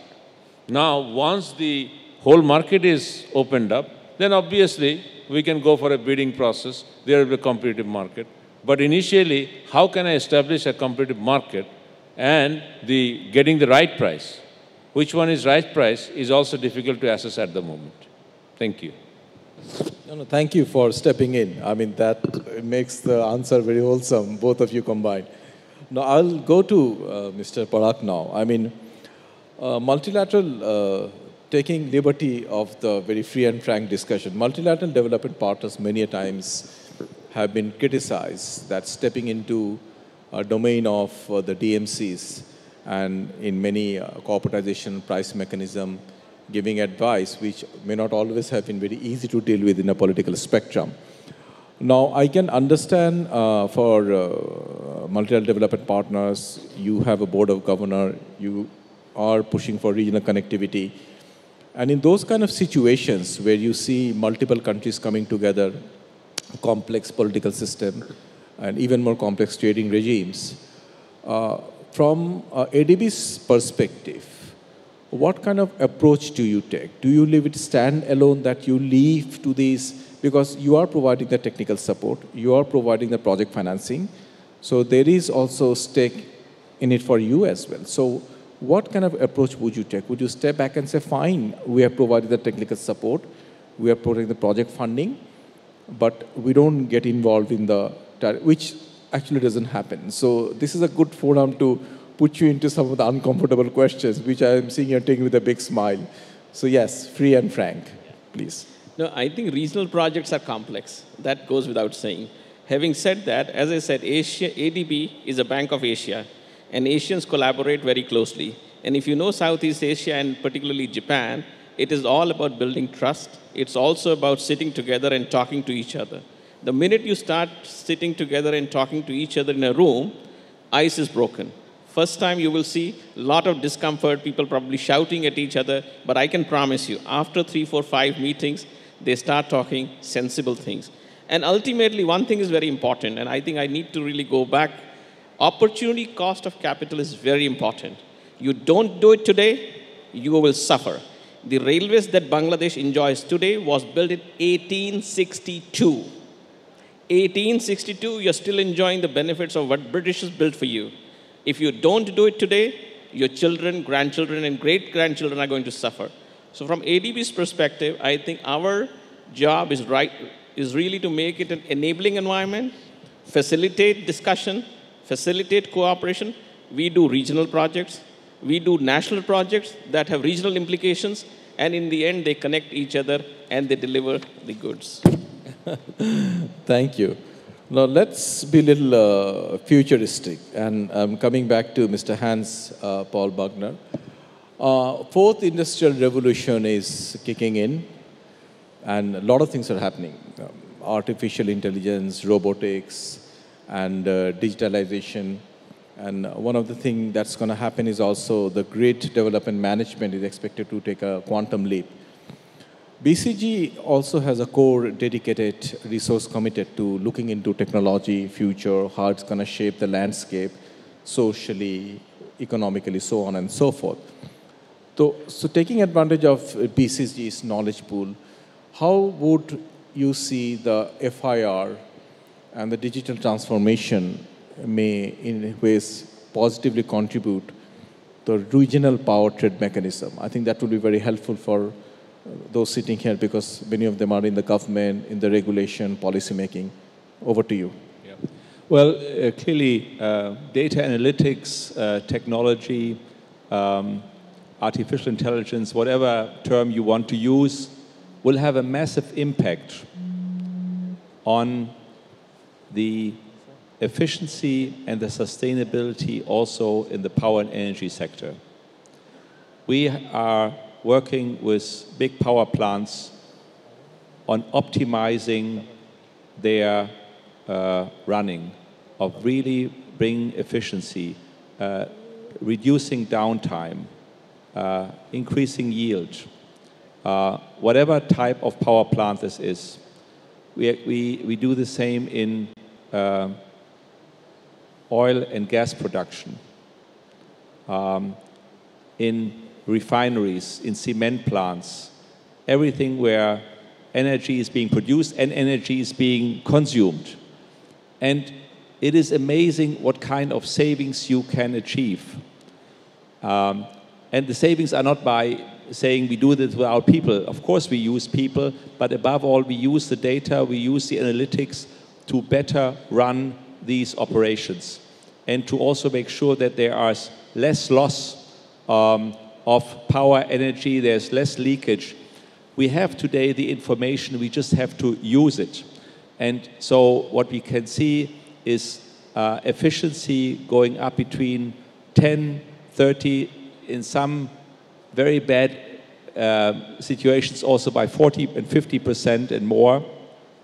And thus, I think digitization has a enormous impact on driving efficiency and at the same time also improving the environmental impact. I think really managing the ingredients of power production, but also I think making sure that we do understand when emissions are too high, how to reduce emissions. So I think there is an enormous opportunity, and I think everybody has to use this. And I hope, and this morning we had a session with some of the IT companies in Bangladesh, that some of them will focus on exactly these issues and try to help the energy producers, but also the consumers of energy here to really have a much more efficient process through bringing data analytics, bringing new algorithms, and also, I think, using artificial intelligence to really make operations a lot more efficient. I think we have the talent here, and I think there's also an opportunity to create strong capabilities in Bangladesh, which then can be exported. So making good use of the talent here, of the ideas and creativity, and then rolling it out across the industry, I think, is the key. And I think, of course, of all the companies, the utilities, the power generators, but also the power consumers to be open to really improve their operations. Thank you. We are coming close to part 2. Before I close off this session and open the floor, I'll take advantage of a unique situation. The situation is on my left is Honorable Minister from Nepal, on my right, parliamentarian and who holds the important portfolio of heading the Parliamentary Standing Committee on Power and Energy, and on his right is the Secretary Power Division. So the rest three of you, ADB, BCG, and Mr. Alamgir Kabir, you have now stepped out, so you're now part of the same team. If I were to tell you, to the governments of South Asia, 3 specific set of suggestions you would have made to make power trade in the region work, to help overcome some of the challenges that we still face, what would those 3 be? Now, there are some rules. For Mr. just to do justice to your background, for Mr. Parag, I understand many of our suggestions may come from multilateral development perspective, but beyond that, on your personal capacity, your wide experience in the region, we would like to tap that on well. Now, coming to Mr. Magner, taking advantage of your global insight and local uniqueness from someone coming from BCG Global, what would those 3 suggestions be? And finally, to Mr. Alamgir Kabir, as someone who only a few years back was there, now that you've stepped out, it's easier for you to relate to some of the things that you saw from within inside. Now you're giving a perspective from outside in. So starting with you, Mr. Parag. I think you're making me... Okay,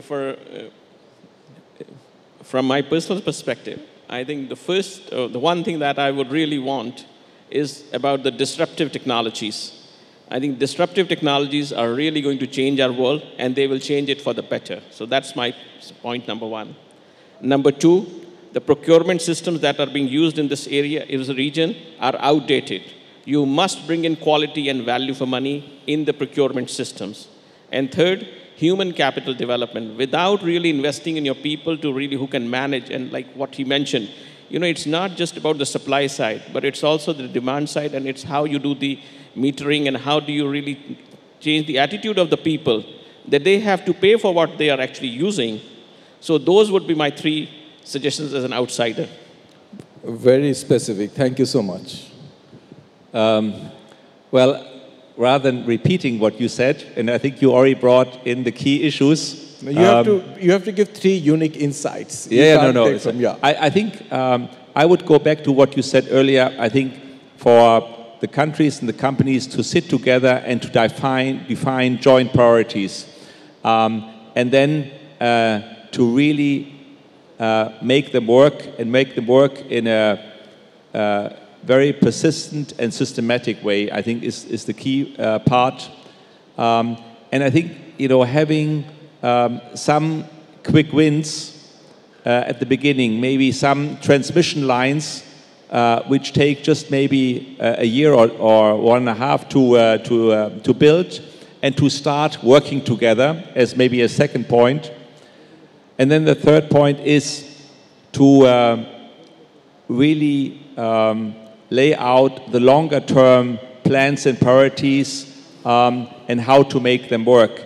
So building on what you said earlier, so I don't want to repeat those, but add a few more points where we can really get practical experience to make it work, learn from those, and then actually move forward, and not to be too long focusing on general frameworks, general things that take maybe years to negotiate and will never be perfect, but really get on, try to get some first results with some real transmissions, maybe working across the border in certain regions, and get hopefully good results and good trust.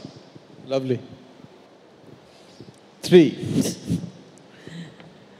Thank you. Actually, I shared with our other panelists, on these.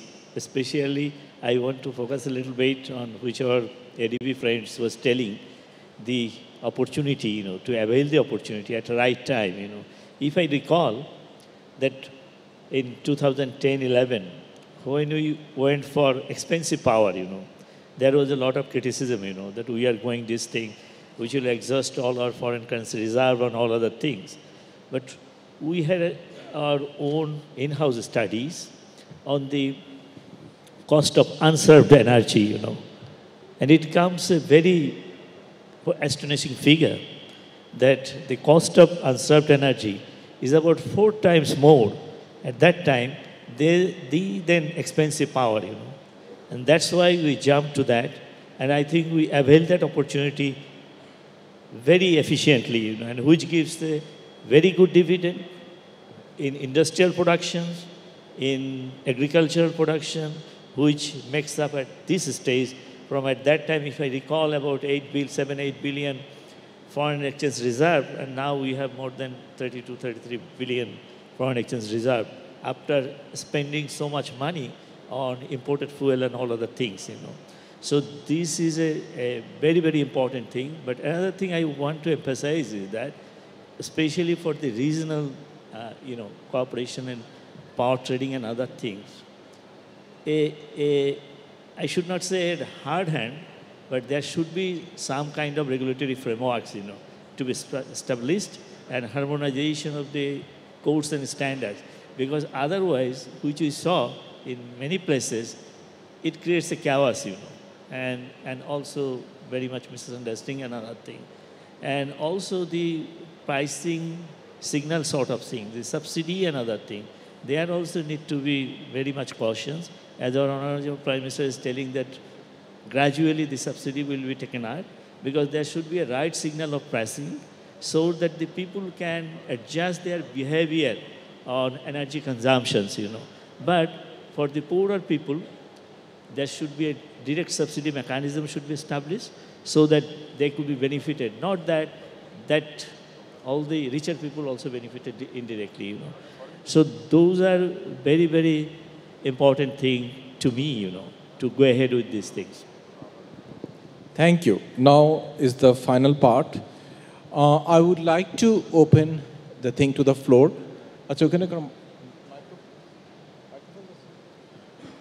What I would request, a few simple ground rules. If you want to ask any question, please kindly raise your hand, and I will go, and I will try to accommodate as much as possible.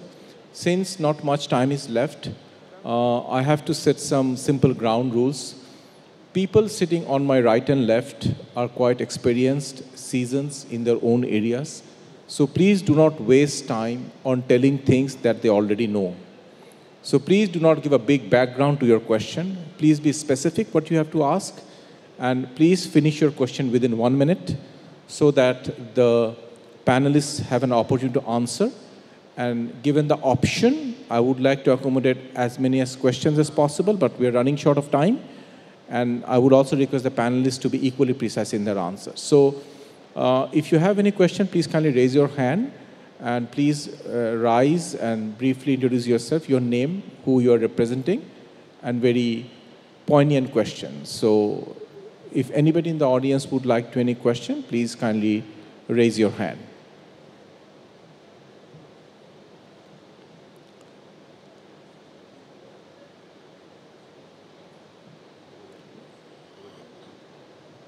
Is there any? Oh, yes, please. Yes, Mohammad Rokonujaman, United International University. At first, I'd like to thank distinguished panelists to give us different insights of regional connectivity in the sector of power and energy. Other than infrastructure, what are the technical challenges that we might have to face to build a strong and resilient grid? And are we ready to address those challenges?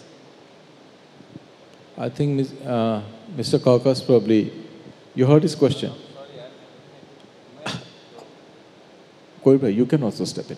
You heard the question. If I could read correctly, you were saying that the technical issues related to this connectivity. That's right. To build a strong and resilient grid.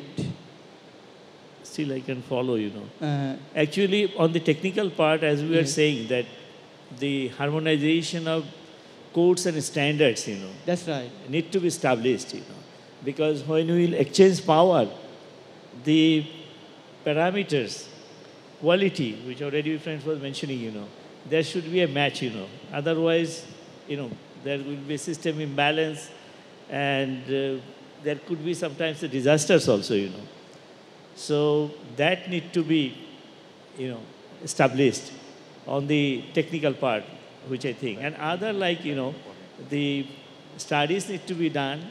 So for the cost optimization, for standardizing the technical specifications of the hardwares and other softwares, etc., related to these, transactions.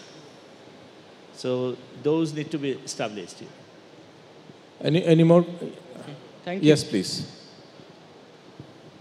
Thank you so much. This is my first day in Bangladesh, so I'm very happy to be here. I'm from India.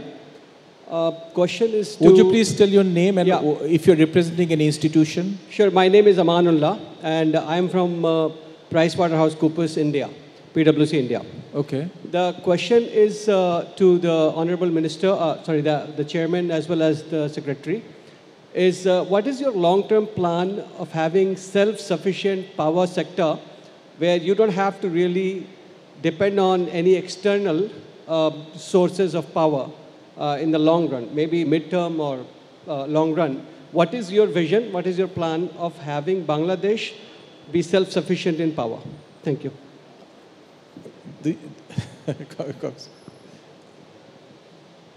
Well, it seems like the regional connectivity that we are talking about, he wants to discard it. Well, the thing is that self-sufficiency, that is what we are trying to understand, does not depend solely on our efforts. Since there are opportunities elsewhere, we can have a integrated system through which we can tap the advantages of each other. That is the whole idea here.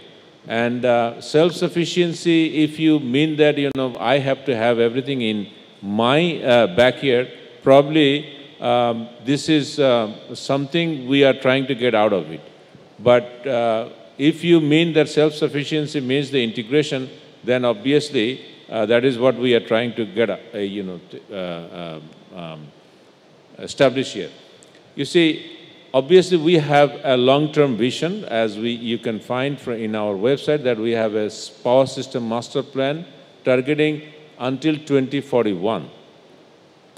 So in that, we have already chalked out how we are going to plan. However, plan is a plan. Plan does not mean that it is going to be the only path that we are going to follow. Plan is changeable. Plan is always considered as a living document.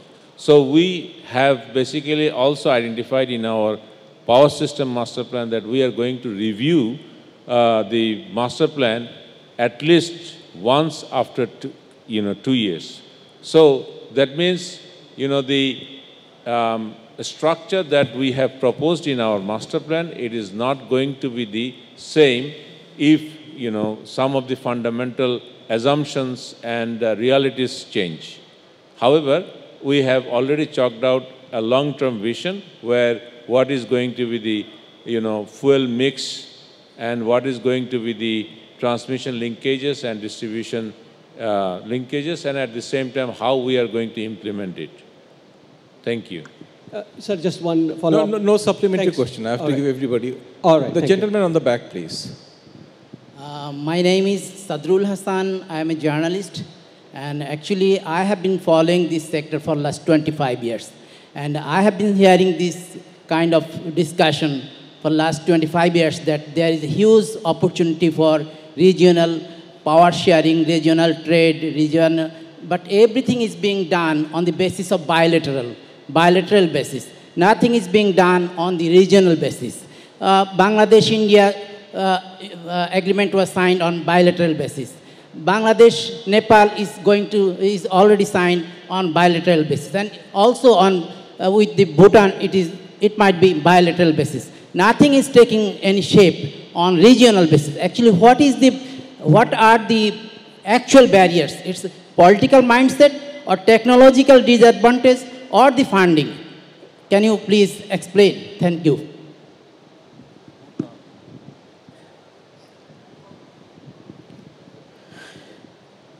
Yeah, actually, bilateral, trilateral, multilateral, all the options will be taken. Actually, we have started to work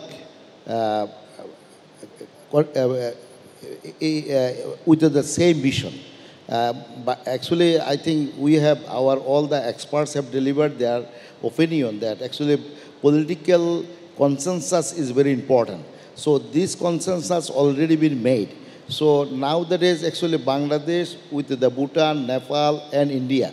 Actually, whenever we are going to India with the Bhutan, for any sort of involvement, actually, it is not with only the Bhutan. Whenever we are going to the Bhutan, then we are also discussing the same issue with the Nepal, with the India. And whenever we are discussing the issues about the power sector development and the sharing with the Nepal, so in the same thing we are also discussing with the India and the other part. Actually, this regional cooperation is our perspective. So we are doing that. Yeah. Can I supplement? Yeah, sure. First of all, what you are saying that everything is bilateral, it is not actually true. The thing is that Bangladesh has border with India, so it is easier to deal with bilaterally. Now, if I want to deal with India, obviously, Nepal, it is never going to be bilateral because in between Nepal and Bangladesh, there is India. So it is obviously going to be trilateral. Similarly, in case of Bhutan, the MOU that we have proposed and actually it is ready to be signed is among three nations, India, Bangladesh, and Bhutan. And then we have BBIN platform where we are talking about regional. And then we have this, BIMSTEC where we are talking about, regional. So, it depends on the opportunities, which is, evident we are grabbing the opportunity. Now, regional, obviously, it is a time-consuming and at the same time requires a lot of discussion among ourselves. So these things actually are not very, is quite new in this region. So the good thing is that we have started and we have established bilateral, and then I think gradually it will go to regional phases. Thank you. The gentleman on the front, please. Shamne.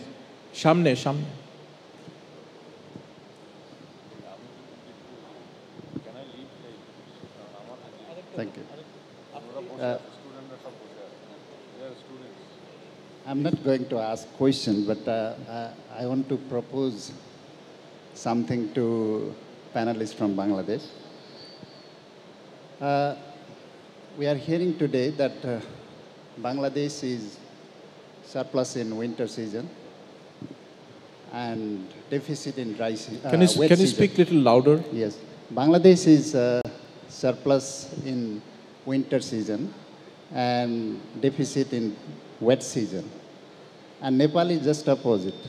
And we are going to be surplus in wet season, and we are always in deficit in dry season.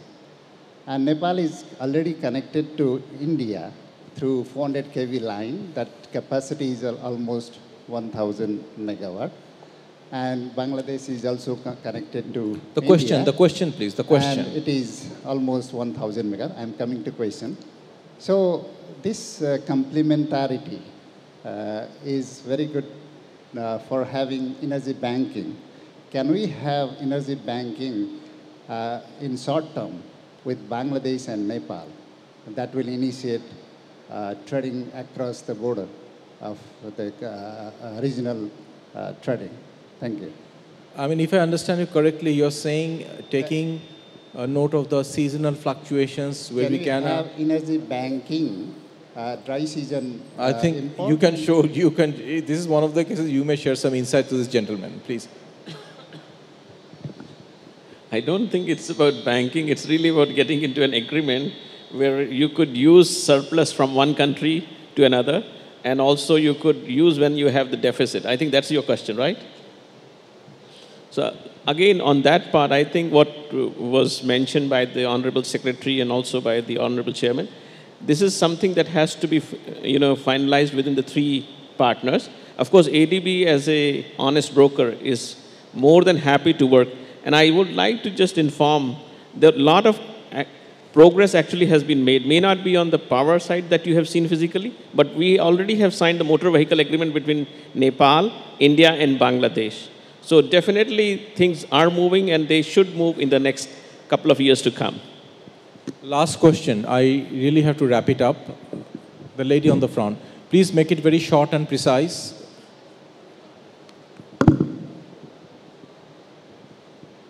Introduce yourself, please, your name, and if you're representing an institution. Thank you. So my name is Mithila. I'm a consultant at Deepshikha. Also, I was a research scholar at the University of Hawaii. And I'm born and raised a Bangladeshi citizen. So my question is, I know so I was in the US for the last 5 years. Now I'm back in Bangladesh. America wants to do project in Nepal, and I want to work in Bangladesh, also connected with Nepal. So Nepal has hydropower and all these. The question, please. Get so to my the question. question is, can I do a feasibility project in Nepal? Because my name is Mithila, so it's a kingdom in the middle of Nepal and India, and they have language called Moithili, and I know all this history. But how can Bangladesh help me, or do I just need America help, or Nepal, or regional some sort of platform so I can do? Or do you advise me to I will have to stop you at there. Okay, I would thank request any personal things, they are here. So if you'd care enough after the session to speak to them, but this panel as a collectively cannot address this issue. So what is Bangladesh? What could be Bangladesh? Please, this is a personal question. Let's try to bring things which has more to do with the issues. One more question, please. Okay, no personal questions. You can speak to His Excellency after the thing. Thank you. हामीसँग नेपालमा असाध्यै liberal policy छ हामीले चाहिँ लगानी गर्नलाई जुनसुकै देश भए पनि चाहिँ एक दोस्रो यही मौका लिएर म के भन्न चाहन्छु भने पहिलो यो चाहिँ हामीले द्विपक्षीय बहुपक्षीय जो विगतमा सहमति गरेका छौं त्यसलाई एउटा आपसी सहमतिबाट कार्यान्वयन गरौं दोस्रो कुरो चाहिँ हामीले यो रिजनको ग्रिड कनेक्सनलाई चाहिँ एउटा प्लेटफर्मको रूपमा आपसी सहकार्यबाट अगाडि बढाउँ तेस्रो कुरो चाहिँ रुल्स रेगुलेसन र गाइडलाइनहरु हामीले चाहिँ एउटा चाहिँ आपसी सहमतिबाट एउटा रिजनेबल ढंगले अगाडि गयौं भने हामी इलेक्ट्रिसिटी ट्रेड सजिलै गर्न सक्छौं भन्ने मलाई विश्वास छ Thank you. Regarding your question of investments from USA to Nepal, you being in Bangladesh, is that we have a very FDI-friendly policy and act in place, and we welcome the foreign direct investment from anywhere in the world. even if you are in Bangladesh, you can play a role to get that investment to Nepal using the information and communication technology. I don't see any problems there. Another thing, Honorable Minister suggested 3 major measures to foster the regional electricity trade. One is that we have, politically we have agreed in various bilateral and multilateral agreements, we have made commitments. So these commitments are to be realized into action through political consensus. The first thing to do is that. And second thing is, we have our own rules and regulations. We have inherent weaknesses and barriers in that. So we have to form a common regulatory framework in the region that would facilitate power trading among us. And third is the technical barriers, that we need to harmonize the grids, and we have to set up the interconnection establishments. So for that, we need to have a South Asian forum of transmission utilities, something like that. So if we do these 3 things, then really we can shift into multilateralism from bilateralism. Thank you. I think you got a more comprehensive answer than what you had anticipated. So you got more than your bargain. And the ball is now in your court to get the investment. So you heard it loud and clear. So you have connected 3 countries. Now the onus is on your shoulder. Thank you. Finally, I think all of you who have been patient enough to stay long, thanks for being with us. Otherwise, it would not have been as much enlightening and fun as it had been. And I think probably you will agree with me. That it was the cockpit of the first Dreamliner, which is part of the Biman Bangladesh airline fleet. And it was a very special moment for me because the Honorable Prime Minister took a picture with the co-pilot, the female co-pilot of the Dreamliner, the first Dreamliner of Biman, and she is a graduate of the School of Business and Economics at NSU. So I'm going to rely on technology to give you a better idea about NSU very soon. I believe that there is an audio-visual which is going to be played. Is that ready? Silence means yes or no? Yes? Okay. I worked previously in a television station and they have these languages. In that time, actually, I'll take the opportunity to introduce a colleague of mine. And this colleague, he wears many, many hats. He is a renewable energy advocate. He is an entrepreneur. He has developed what I call his own energy hack. He is German, but he is in Bangladesh for many reasons, even rural Bangladesh. Just yesterday, his company SoulShare was on every major Bangladesh news for winning the prestigious award from Microsoft. And this is not the first time. SoulShare has been racking up more awards, such as the prestigious $1 million UNDISA award last year, in November. And that colleague of mine is Dr. Groh, who's also a professor in the School of Business and Economics. Can I see Dr. Groh? Oh, he's also taking one more. Oh, there he is in the corner. Actually, you can come up, Dr. Groh. And Dr. Groh is the founding vice president of the BDAEE, and he's going to talk to you a little bit more about that. So in fact, let's have him do that. Let's have him talk a little bit about the BDAEE, and then I'll also request him to properly introduce our respected keynote speaker, the distinguished Dr. Joyashree Roy. So please, Dr. Groh.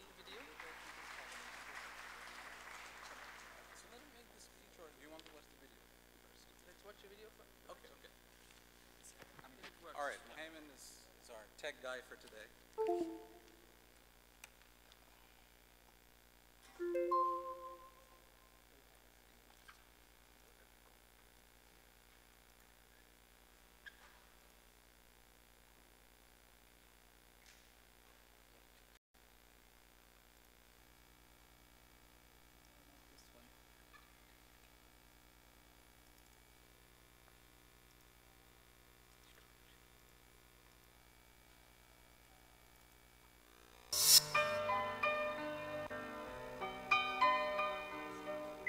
Education is a race between civilization and catastrophe. The simple words of H.G. Wells is a powerful depiction of how important education is for the rise of a nation. Until the 90s, state-owned universities were the only option for higher education in Bangladesh. An alternative became imminent to cater the need for higher education, and thus the pioneer, not only in Bangladesh, but also in South Asia, North-South University, was born. A group of philanthropists, industrialists and academics founded North-South University, NSU Foundation, later the NSU Trust, in the early 90s. The Board of Trustees, BOT, is the apex policy-making and approving body of the university. Mr. M.A. Hashim is the current chairman. The syndicate is the next to the BOT. Professor Atikul Islam is the Vice-Chancellor of North-South University. In general, NSU is modeled on US universities and follows their academic features. When first introduced, its curricula of undergraduate programs, such, were largely modeled on the curricula of the University of Illinois at Urbana-Champaign. বেসরকারি পর্যায়ে উচ্চশিক্ষার পথ প্রদর্শক north south বিশ্ববিদ্যালয়ের মতো একটি প্রতিষ্ঠানের প্রথম 50 বিশ্ববিদ্যালয়ের মধ্যে প্রতিষ্ঠা লাভ করবে ইনশাআল্লাহ। এই ব্যাপারে সংশ্লিষ্ট সবার সহযোগিতা কামনা করছি।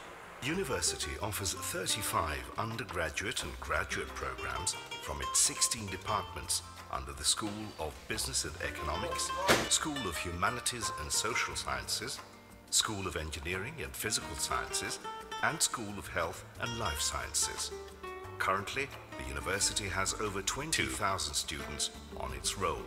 There are several hundred foreign students studying at NSU. The faculty members are highly qualified and widely experienced, with mostly North American and European academic degrees. A good number of foreign faculty members also teach at NSU. NSU has an international advisory board comprising scholars from all over the world. Financial aid in the form of academic scholarships, tuition waiver, study loans and student employment are available to support the students. NSU graduates have the distinction of being fully employed within a short period of their graduations. They are working at home and abroad with leading national and international institutions. A good number of graduates are also running their own businesses globally and becoming successful entrepreneurs and leaders of the business community. North-South is a great university, ranked #1 among the private sector universities in Bangladesh. My aim is to lift it to a world-class level. Our immediate aim is to be in the top 100 in Asia as soon as possible. NSU students are accepted in graduate programs of renowned institutes like Harvard, MIT, Princeton, Berkeley, Cornell, University of Pennsylvania, Oxford, Cambridge. NSU also maintains academic collaborations with many foreign universities, mostly in USA, UK, Canada, and Australia. The university has taken new initiatives to expand its research activities. This has led to an increasing number of MOUs and research collaboration with renowned universities worldwide. It has also partnered with world-class research institutes like the International Center for Diarrheal Disease Research, Bangladesh, for academic programs in biotechnology, microbiology, and public health. North-South University, NSU, launched Global Health Institute, GHI, which is a platform to deal with public health issues in a broader context and addresses contemporary global health issues and challenges. The School of Business and Economics, SBE, of NSU received accreditation from the Accreditation Council for Business Schools and Programs, ACBSP, USA, and NSU SBE is the first in Bangladesh to receive such an international accreditation. NSU's campus houses over 100 classrooms, lecture theatres, and exam halls equipped with multimedia facilities and computer terminals. It also has a spacious open-air theatre and lobby, an auditorium accommodating 1,100 persons, gyms, lounges for students and faculty members, club offices, games rooms, a medical centre and several cafeterias. State-of-the-art labs for pharmacy, life sciences and computer labs. The library, which has grown over the years since 1992, is now one of the best in the country. It is Bangladesh's first fully automated library with a database of books which can be browsed online. North-South University's new campus will be approximately 15 times bigger than the current campus in Boshunthala. NSU strongly encourages co-curricular activities for its students.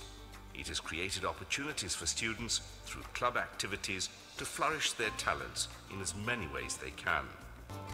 What starts here changes the world.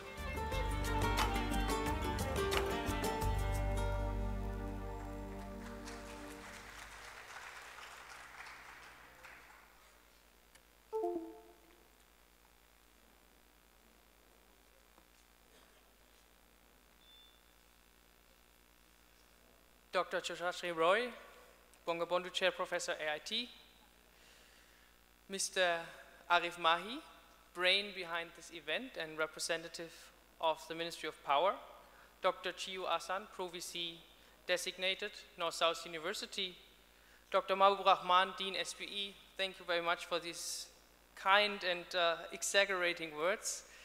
A real welcome to all of you with all your patience, dear hackathon participants, who will hopefully, within the next 24 hours, will show us the way ahead for the energy future of Bangladesh. So we're counting on you, no pressure there. Dear members of the Bangladesh Association for Energy Economics, colleagues, friends, ladies and gentlemen, Assalamu alaikum and good evening. My name is Sebastian Groh, and on behalf of the Bangladesh Association for Energy Economics, the newly founded chapter of the International Association for Energy Economics, I'm extremely happy to welcome you all here in my literally home university, North-South University. And I believe you may have got some flyers, or flyers are being passed around. We would really like to invite all of you, including government officials, private sector, but especially also dear students. We have some special offers for you to join us on this platform. It's an open platform, and it really targets to a contribution to what we call the new energy world. And I said it a couple of times regarding the solar home systems in Bangladesh, and also this afternoon during the hackathon, the future of energy globally starts here in Bangladesh. Enough said about that. Now I would like to come to the key theme, to our keynote speaker, the Bangabandhu Chair, Dr. Choshashri Roy from the Asian Institute of Technology in Bangkok. A Bangabandhu Chair on Sustainable Energy at the AIT was formally inaugurated on the 15th of March of this year, following the signing of an MOU between the Asian Institute of Technology in Bangkok, Thailand, and the Ministry of Foreign Affairs of the government of Bangladesh. Professor Roy was among the network of scientists who won the IPCC 2007 Nobel Peace Prize, and is really a very strong voice when it comes to questions of sustainable energy development, economics of pollution and climate change, among many other fields. But without further ado, Dr. Choshashri Roy, welcome to NSU. Let us all welcome her with a clapping of hands, and the stage is yours.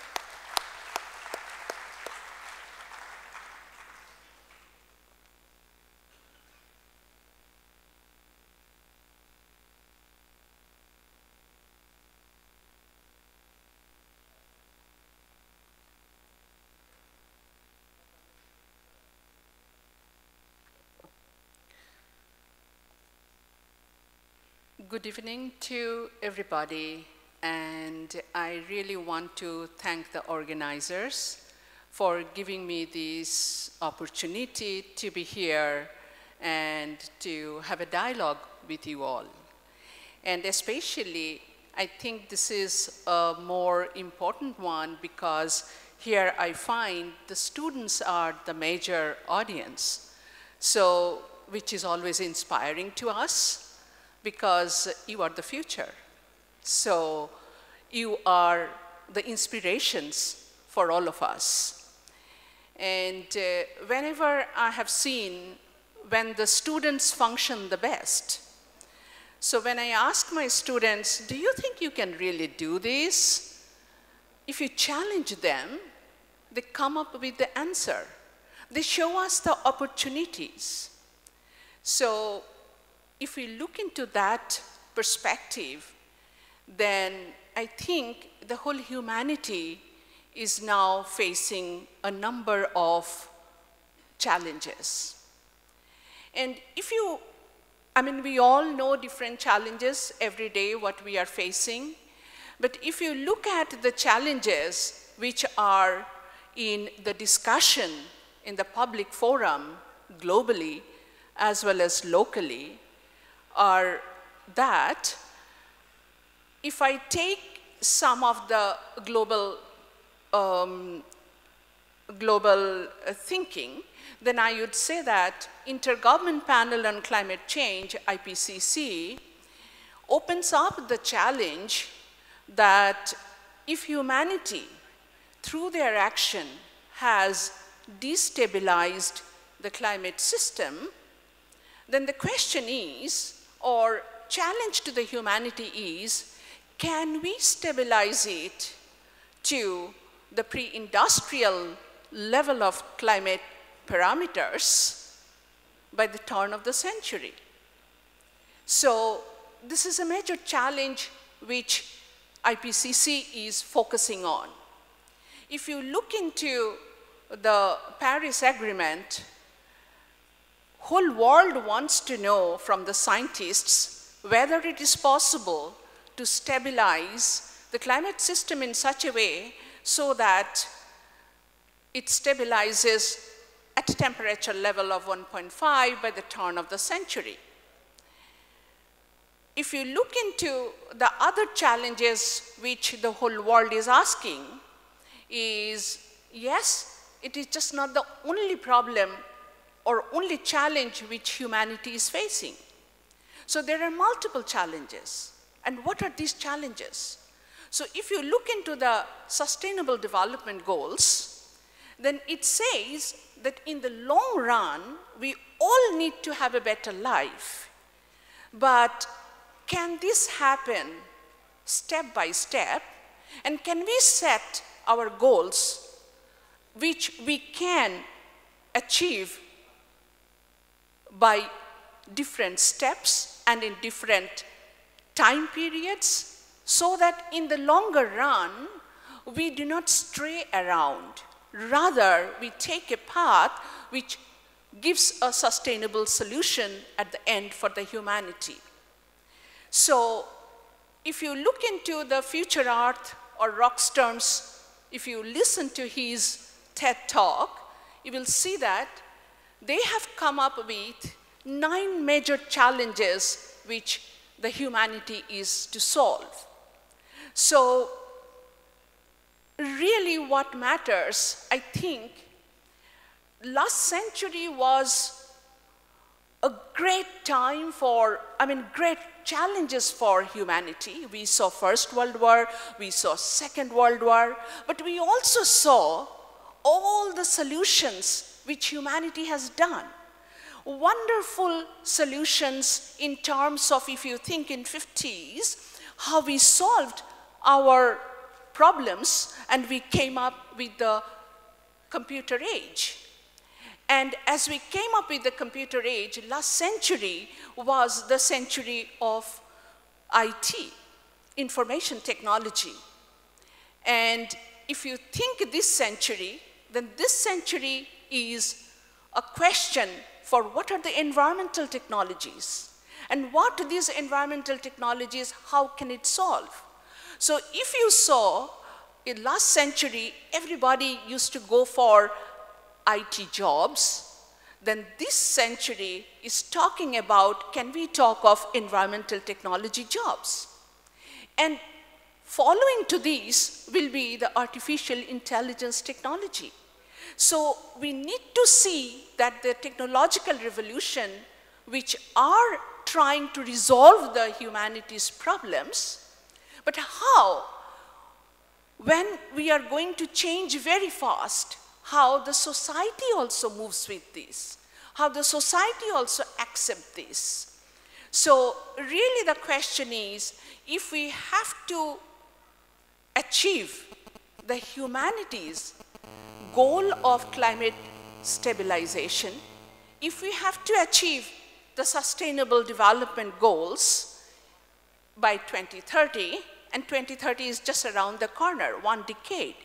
So this 1 decade is a real time for all of us to work together. I don't think humanity will get such an opportunity when collective thoughts, collective action will be demanded from human beings. We all need to think together individually and come again together to resolve the global issues. Now, if you ask me, do I see a future that, yes, this will be resolved? Because there are many people, if you talk, they will think that, oh, you know, I mean, we are really going towards a doomsday, so we really do not see a future. But if you ask me, then I would say that when we engage in the IPCC process, we try to see what the whole world individual scientists are saying, and we try to assimilate that science and try to make an assessment. So what really scientists are envisioning? And if you hear that, what is that envisioning? And if you go through the IPCC reports, you will see that it does say it is possible to solve. It is possible to stabilize the climate system. And also it is possible to achieve the sustainable development goals. However, there are many conditionalities. Of course, we always live with conditionalities. We all know we can score 100 on 100, but there are conditionalities. Are we putting in our efforts? Are we putting in our efforts in the right direction? Exactly that way, the scientists are coming up and saying that, yes, there are technological solutions. It has been seen that if we can, in next 10 years, scale up all the technologies which are available off the shelf. That means they are known, proven, commercialized technologies across all sectors, just not in the power sector, not only in the energy sector, but also in transport sector, in agriculture sector, in household sector. If you look into all the sectors, industries, if all the efficient technologies are deployed, we can solve 50% of the problem. And rest 50% of the problem, we change the technology which are carbon intensive. And for reducing carbon intensity, there are several ways what you can do. So it's just not that we do not know the technologies.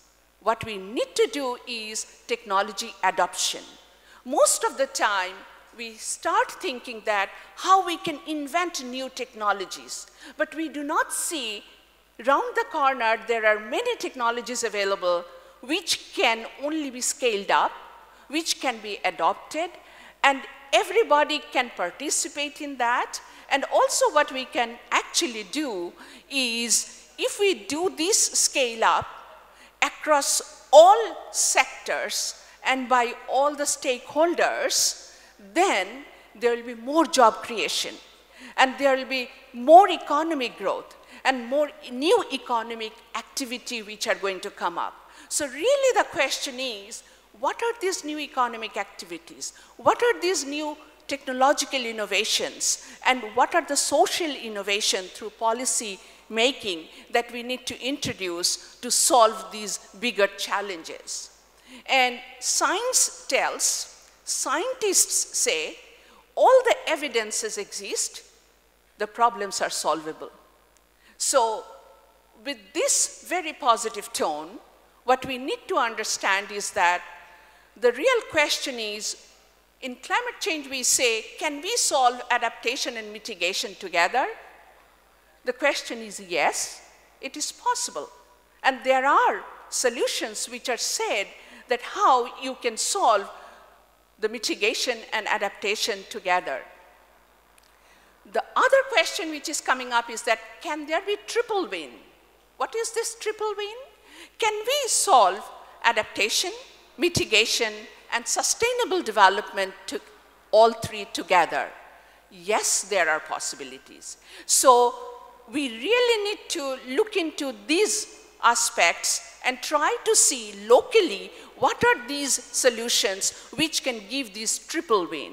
So real challenge is, can we have the triple win? Can we have the high energy planet? Because living in developing countries, we cannot say that the energy demand will be reduced. So we are going to increase our human well-being by consumption of more energy, but what we need to do is in the most efficient way. Can we produce the same level of products or the national income with less energy? Yes, this is possible. So if we can have all the efficient technologies deployed, then with the same energy, without any additional supply, we can bring in more people with access to energy. So you solve the access problem, you solve the mitigation problem, you solve the adaptation problem. So there are solutions which we really need to be looking for. And I know this event where the students are to solve the problem, these problems for their own national context. So I would say what we really need is triple win solutions. Try to see which solutions which you see which has been done somewhere else, or you can imagine even more, and you can see whether it solves the triple win problem or not. And that's really the winning solution that we are looking for. Is that really answering all the 9 challenges which Rockstorm and Future Earth is asking for us to solve? So I'm telling you, all solutions are there, and you just need to think a little more innovatively in your context and try to see that how this can be implemented. Really, sometimes what comes is the public acceptance and the policymakers' endorsement to that. So it is just not the technology, but how the society and the policy making comes together. So it is both the technology, it is the economics of it, it's the policy and politics and the society. So it's a holistic approach that we really need to adopt and we need to think of. So if you think in terms of the solutions, what human beings have done, imagine that today the world is self-sufficient in food. So it's not that we don't have production. We need to solve the distribution problem. It's, if you think life expectancy, what was the life expectancy when we were growing up in our countries? And look at the life expectancy now, right? In your homes, I mean, everybody lives till 90 years. So if you think what humanity, these are the achievements of the humanity, right? So we have solved so many problems. So now we have another problem. Definitely, as a humanity, we will be able to solve it. Can we ever imagine that the human being, I mean, you can imagine, but my grandmother used to say that when you used to say in 1969 that man has landed on the moon, she really did not believe us. And she asked us, are you coming and telling me the stories and scientists are making you to believe that the man has landed on the moon? It's impossible. To her, it was impossible. And in our life, we saw it is possible. So what we are thinking as impossible today, of course we will be able to solve it. And we have to lay down the roadmap. When human being went from Earth to Moon and came back, they knew exact timing and exact pathway of when to go out of the world, land on the Moon, and come back. It was second by second, even the smaller unit, it was known whole path. Who did it? It's the human being. It's a scientist. So we can also now really do this decarbonization pathway, and we can chart this pathway and resolve it, and humanity can solve it if we all come together. Thank you very much. I know he's there.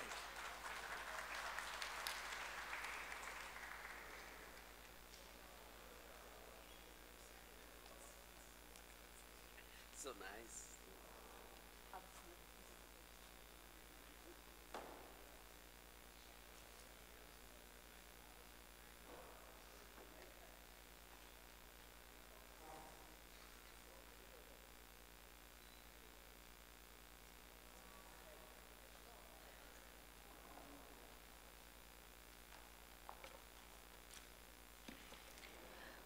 We are really honored to have Dr. Ahmed Kaikaus, Honorable Secretary of Power Division, Ministry of Power, Energy and Mineral Resources.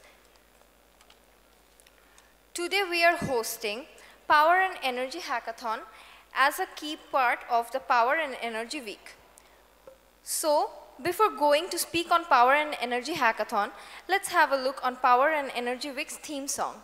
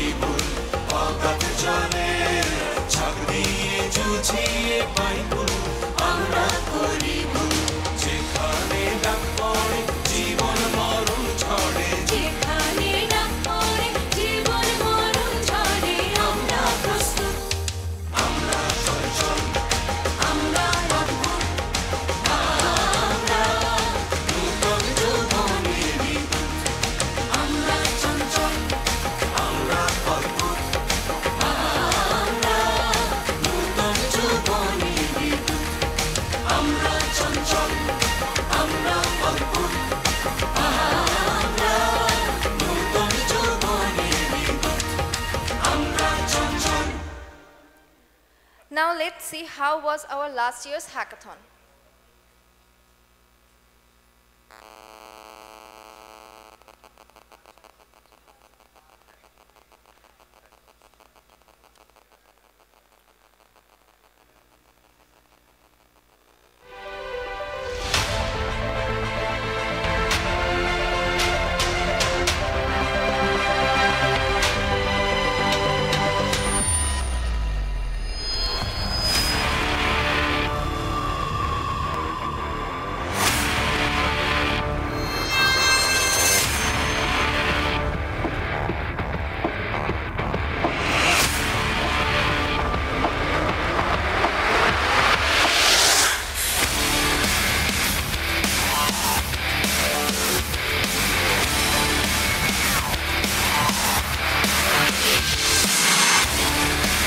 সবাই এক ইউনিভার্সিটির আন্ডারে না, ওনারা হচ্ছে AIUB, আমি Dhaka university, BRAC university থেকে আসছি, Rajshahi university of engineering technology. এটা অবভিয়াসলি নতুন কিছু আমার জন্য, so I am looking forward to it. আমরা এসেছি 5 জনের একটা টিম, আমরা পুরোটাই ওমেন্স টিম। আমরা আসছি আসানুল্লাহ ইউনিভার্সিটি থেকে। আমার ফ্রেন্ড চিটাং ইউনিভার্সিটি থেকে পড়াশোনা করেছে, আর আমি state university of new York থেকে পড়াশোনা করেছি। 36 ঘন্টা জার্নিটা অনেক ভালো হবে আশা করছি, অনেক এক্সাইটেড। ইনফর্মাল ইলেকট্রনস, আমরা বিউপি থেকে এসেছি, একসাথে বসে বাংলাদেশের টপ মাইন্ডদের সাথে কাজ করব একটা প্রবলেম নিয়ে, ওইটা আসলে খুবই বড় একটা বিষয়।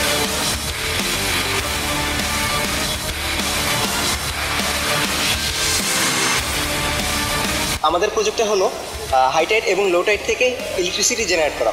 আমরা হচ্ছে বেসিক্যালি মল্টেন কার্বন ফিউলসের নিয়ে কাজ করতেছি। আমাদের প্রজেক্টটা হচ্ছে বিদ্যুৎ যাতে ইলিগালভাবে চুরি করতে না পারে। সকলকে আমন্ত্রণ জানাচ্ছি আমাদের এই জাতীয় পর্যায়ে পাওয়ার অ্যান্ড এনার্জি হ্যাকাথন 2017।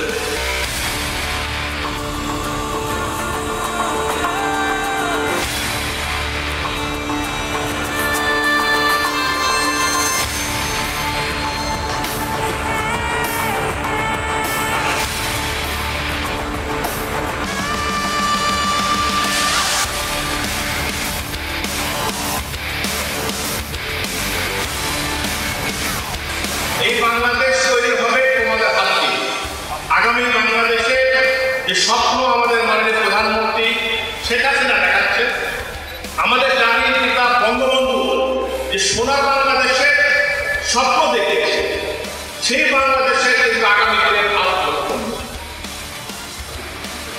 আমরা আপনাদের সেতু বন্ধন।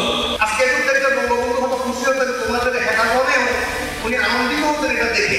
পার্টিসিপেন্ট প্রায় 800-র উপরে, বিশাল একটা রেসপন্স। প্রথমবার আমি আশাই করি নাই, আমি মনে করেছিলাম যে 100-150 ওদের ছেলে মেয়ে হবে।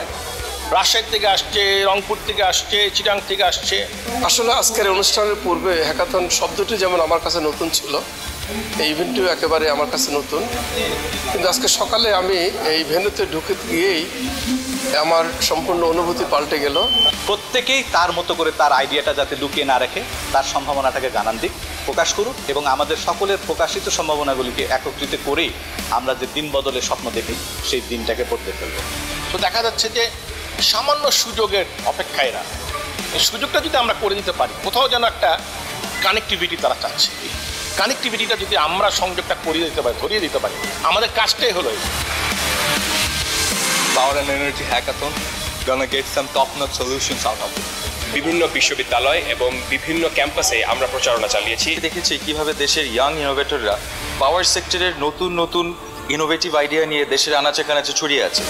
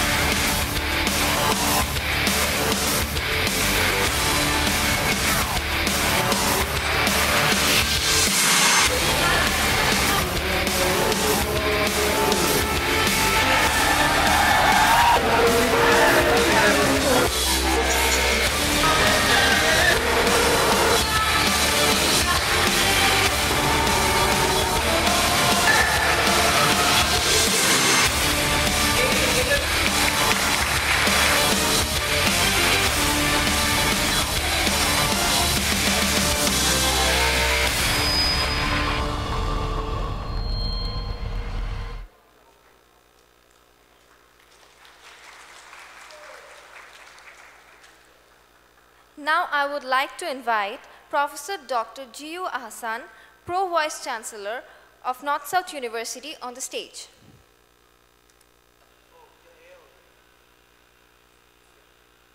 To speak for the speech, sir.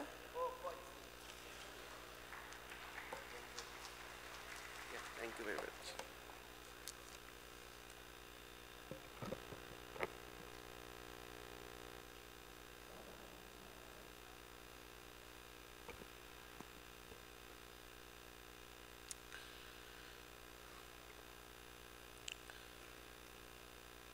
Dr. Ahmed Kawaz, Secretary, Power Division, Ministry of Power, Energy and Mineral Resources, Government of the People's Republic of Bangladesh. The State Minister Nazrul Hamid, MP, State Minister of the Ministry of Power, Energy and Mineral Resources. We are very sorry that he is feeling little bit sick today. Dr. Joyashree Rai, Bangabandhu Chair Professor, centered at AIT, one of the prestigious institutes in Asia. Dean, School of Business, Professor Mahbub Rahman.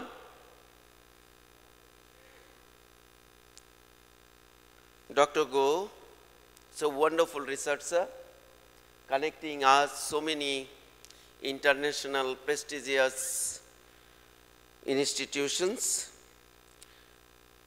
Invited guest, my colleagues, most importantly, the young scientists who are truly engaged in hackathon program would be solving problem tonight and tomorrow in the energy and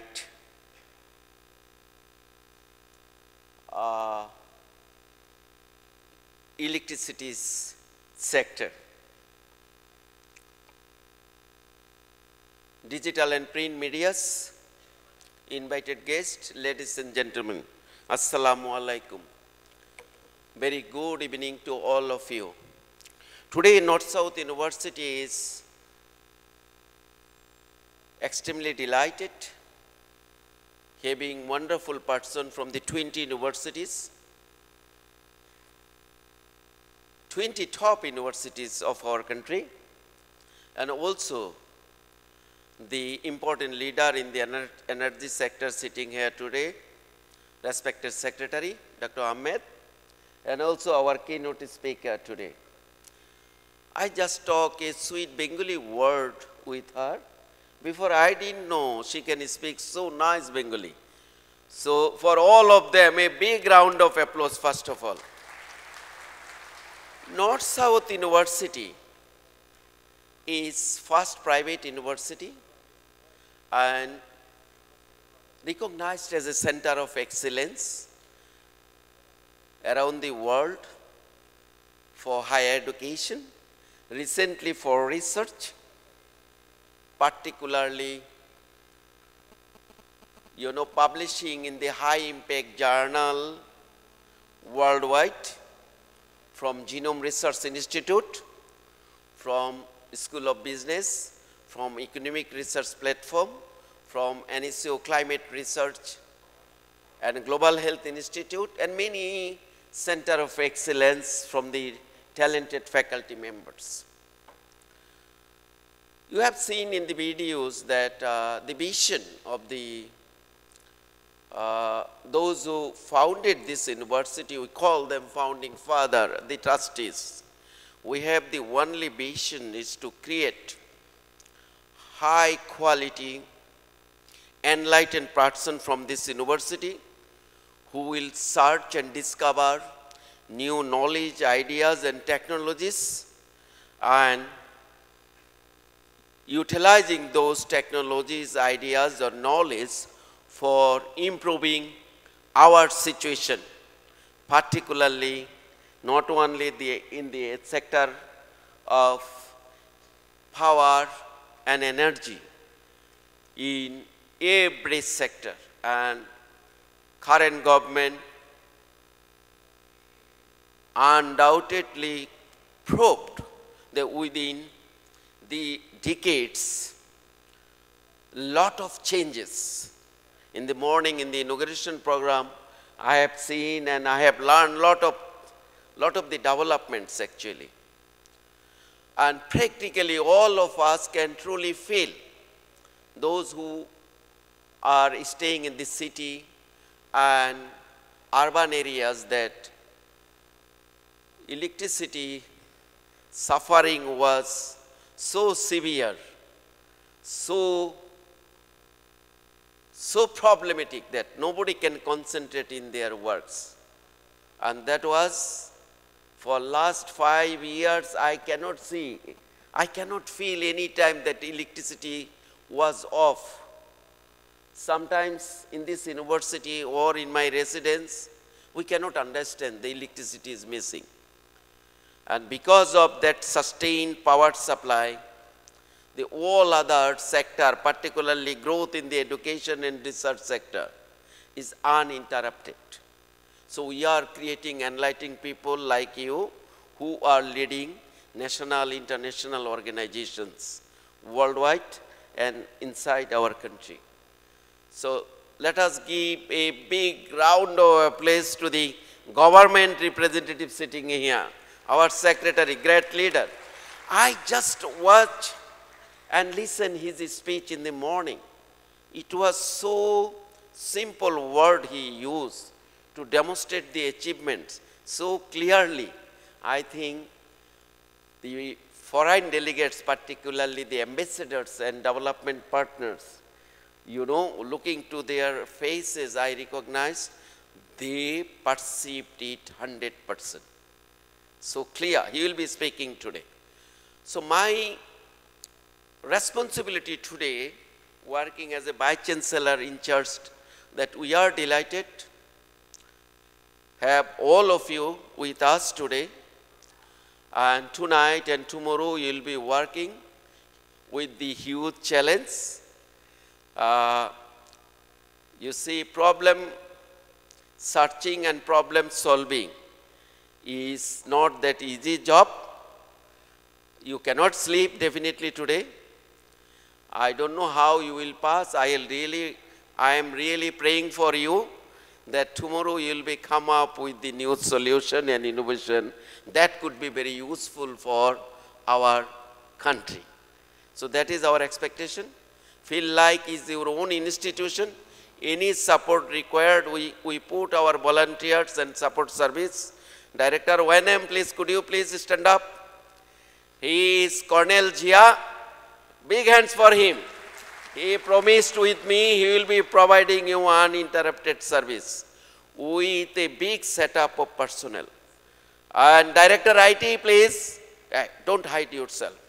Director IT, Mahbub Sarkar, they will be around with you, including our volunteers. And tomorrow we want to learn from you that all those invited guests was very comfortable, even without sleeping.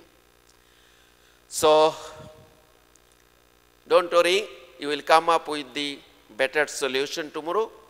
I should thank keynote speaker for talking so important issues so nicely. And let us hope for the best. Let us hope for grand success of this program. NSCU is truly proud to be the partner, one of the partner working with the government. And inshallah, we are committed to work whatever the way they put us in future program as well. Thank you very much.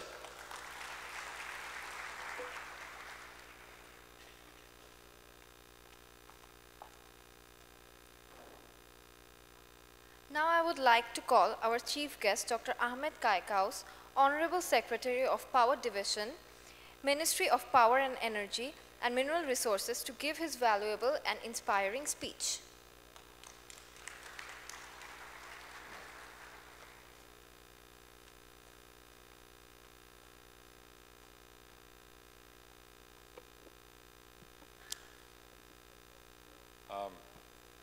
distinguished guests on the dais, students, good evening.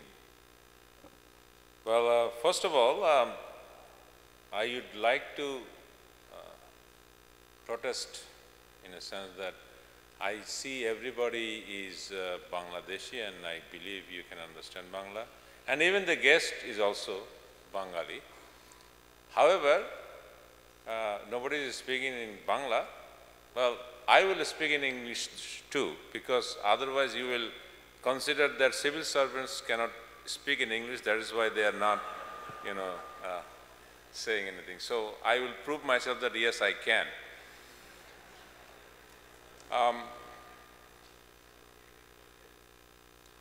You see, when I saw her giving the introduction, I was a bit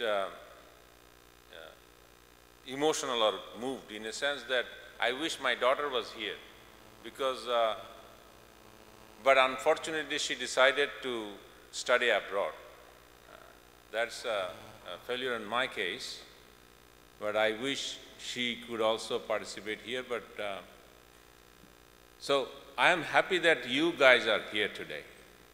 And let me try to explain some of the things that you will be facing in your life.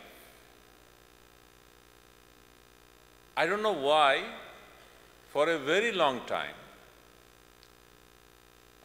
government is a sort of like, has a, image of monster. And we have deliberately done it. And when we grew up, at the time, there was the craze about like, socialism. Again, bourgeois were the, culprit, and the government is also another culprit. I believe you know about Ronald Reagan. He has a very famous statement is that government is not the solution, government itself is the problem. However, he was the president. Being the president, he is asking that. Why am I saying that? Oh, let me give you another example. Since we grew up in an era of socialism, so we hated bureaucracy. But I mean, when I appeared in my honors exam, right after that, that BCS advertisement was there, so I tried to see whether I can qualify for that. Unfortunately, I got selected. And unfortunately, I got several other jobs, which was, almost 2 or 3 times more salary than I used to get in the civil service. So I had a big fight with my mother. Why am I taking a job where the salary is almost less than half? But unfortunately, my, mother and my uncles, they have decided that I have to do it because that is the prestige I am going to bring to the family. Believe me, now I strongly feel that my mother did the right thing for me. I could serve the nation. Yes, I suffered. When my friends, those who joined multinationals, they were enjoying their life, but they did not have the taste that I used to get. Still, the satisfaction I am getting, I don't think that they are remotely there. So that is why we are trying to integrate you guys with the nation building, with the government. Don't think that, government is the evil. Yes, there are lots of things that you can criticize about the government. There are lots of things which lots of things we do not do properly. But still, this is the necessary evil. There is no other alternative as of now in the world of the government. So you guys are the future of the country. And if we could integrate you, then that is going to be the biggest success in our life. And I was told that you are going to stay here for 36 hours, right? So are you guys not going to sleep? No? Are you guys crazy? What is the problem with you? Please, keep it up. Be crazy. You see, Bertrand Russell has a famous saying, is that, you know, rational human beings are always necessary for the society because they make the right choice. However, we need some irrational human being to change the society. So you guys seem to be those irrational guys who are not sleeping for 36 hours, but I can feel that you are going to change the nation. Thank you so much. And, you know, this is the second time I am proxying the minister. So I apologize that he is sick, that is why he could not come. In fact, he was the most energetic person in the team. In fact, sometimes I get bored that why am I spending time with the kids? But he is very much interested about you. So I wish you would be here. I'm sure you are going to see him pretty soon. But I wish you all the success about the sleepless nights and try to find out. I think let us, you know, try to watch one other's back, who is sleeping and who is not sleeping. We will award those who did not sleep for a single moment. Thank you.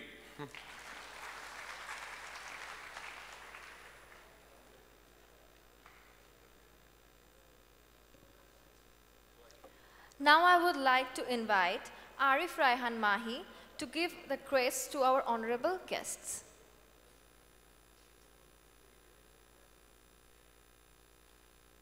Now he is giving the crest to Dr. Mahbub Rahman.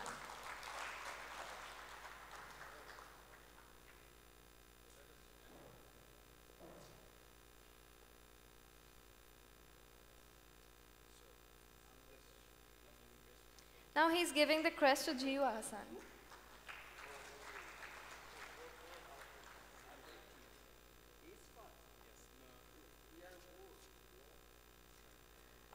Now I would like to invite Dr. Jiu Ahsan to give away the crest to Professor Dr. Joyshri Roy.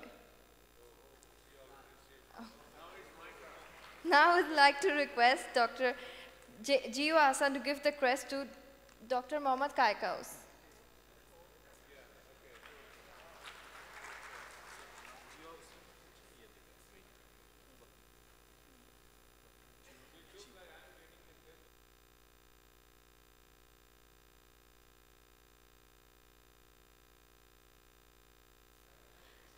Now I would like to invite Dr. Ahmed Kaikaus to give away the crest to Professor Dr. Joyshri Roy.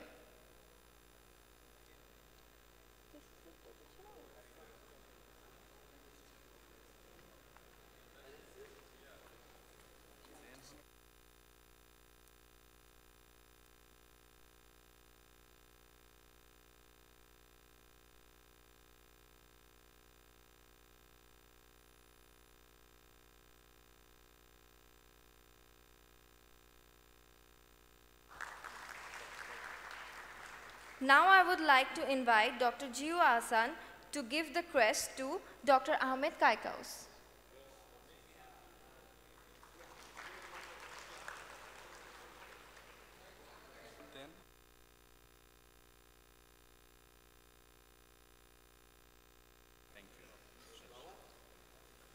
Now we are closing the inauguration ceremony here. Thank you, everyone. Please stay here. Don't just go to the downstairs. Please stay here for 15 minutes. Thank you.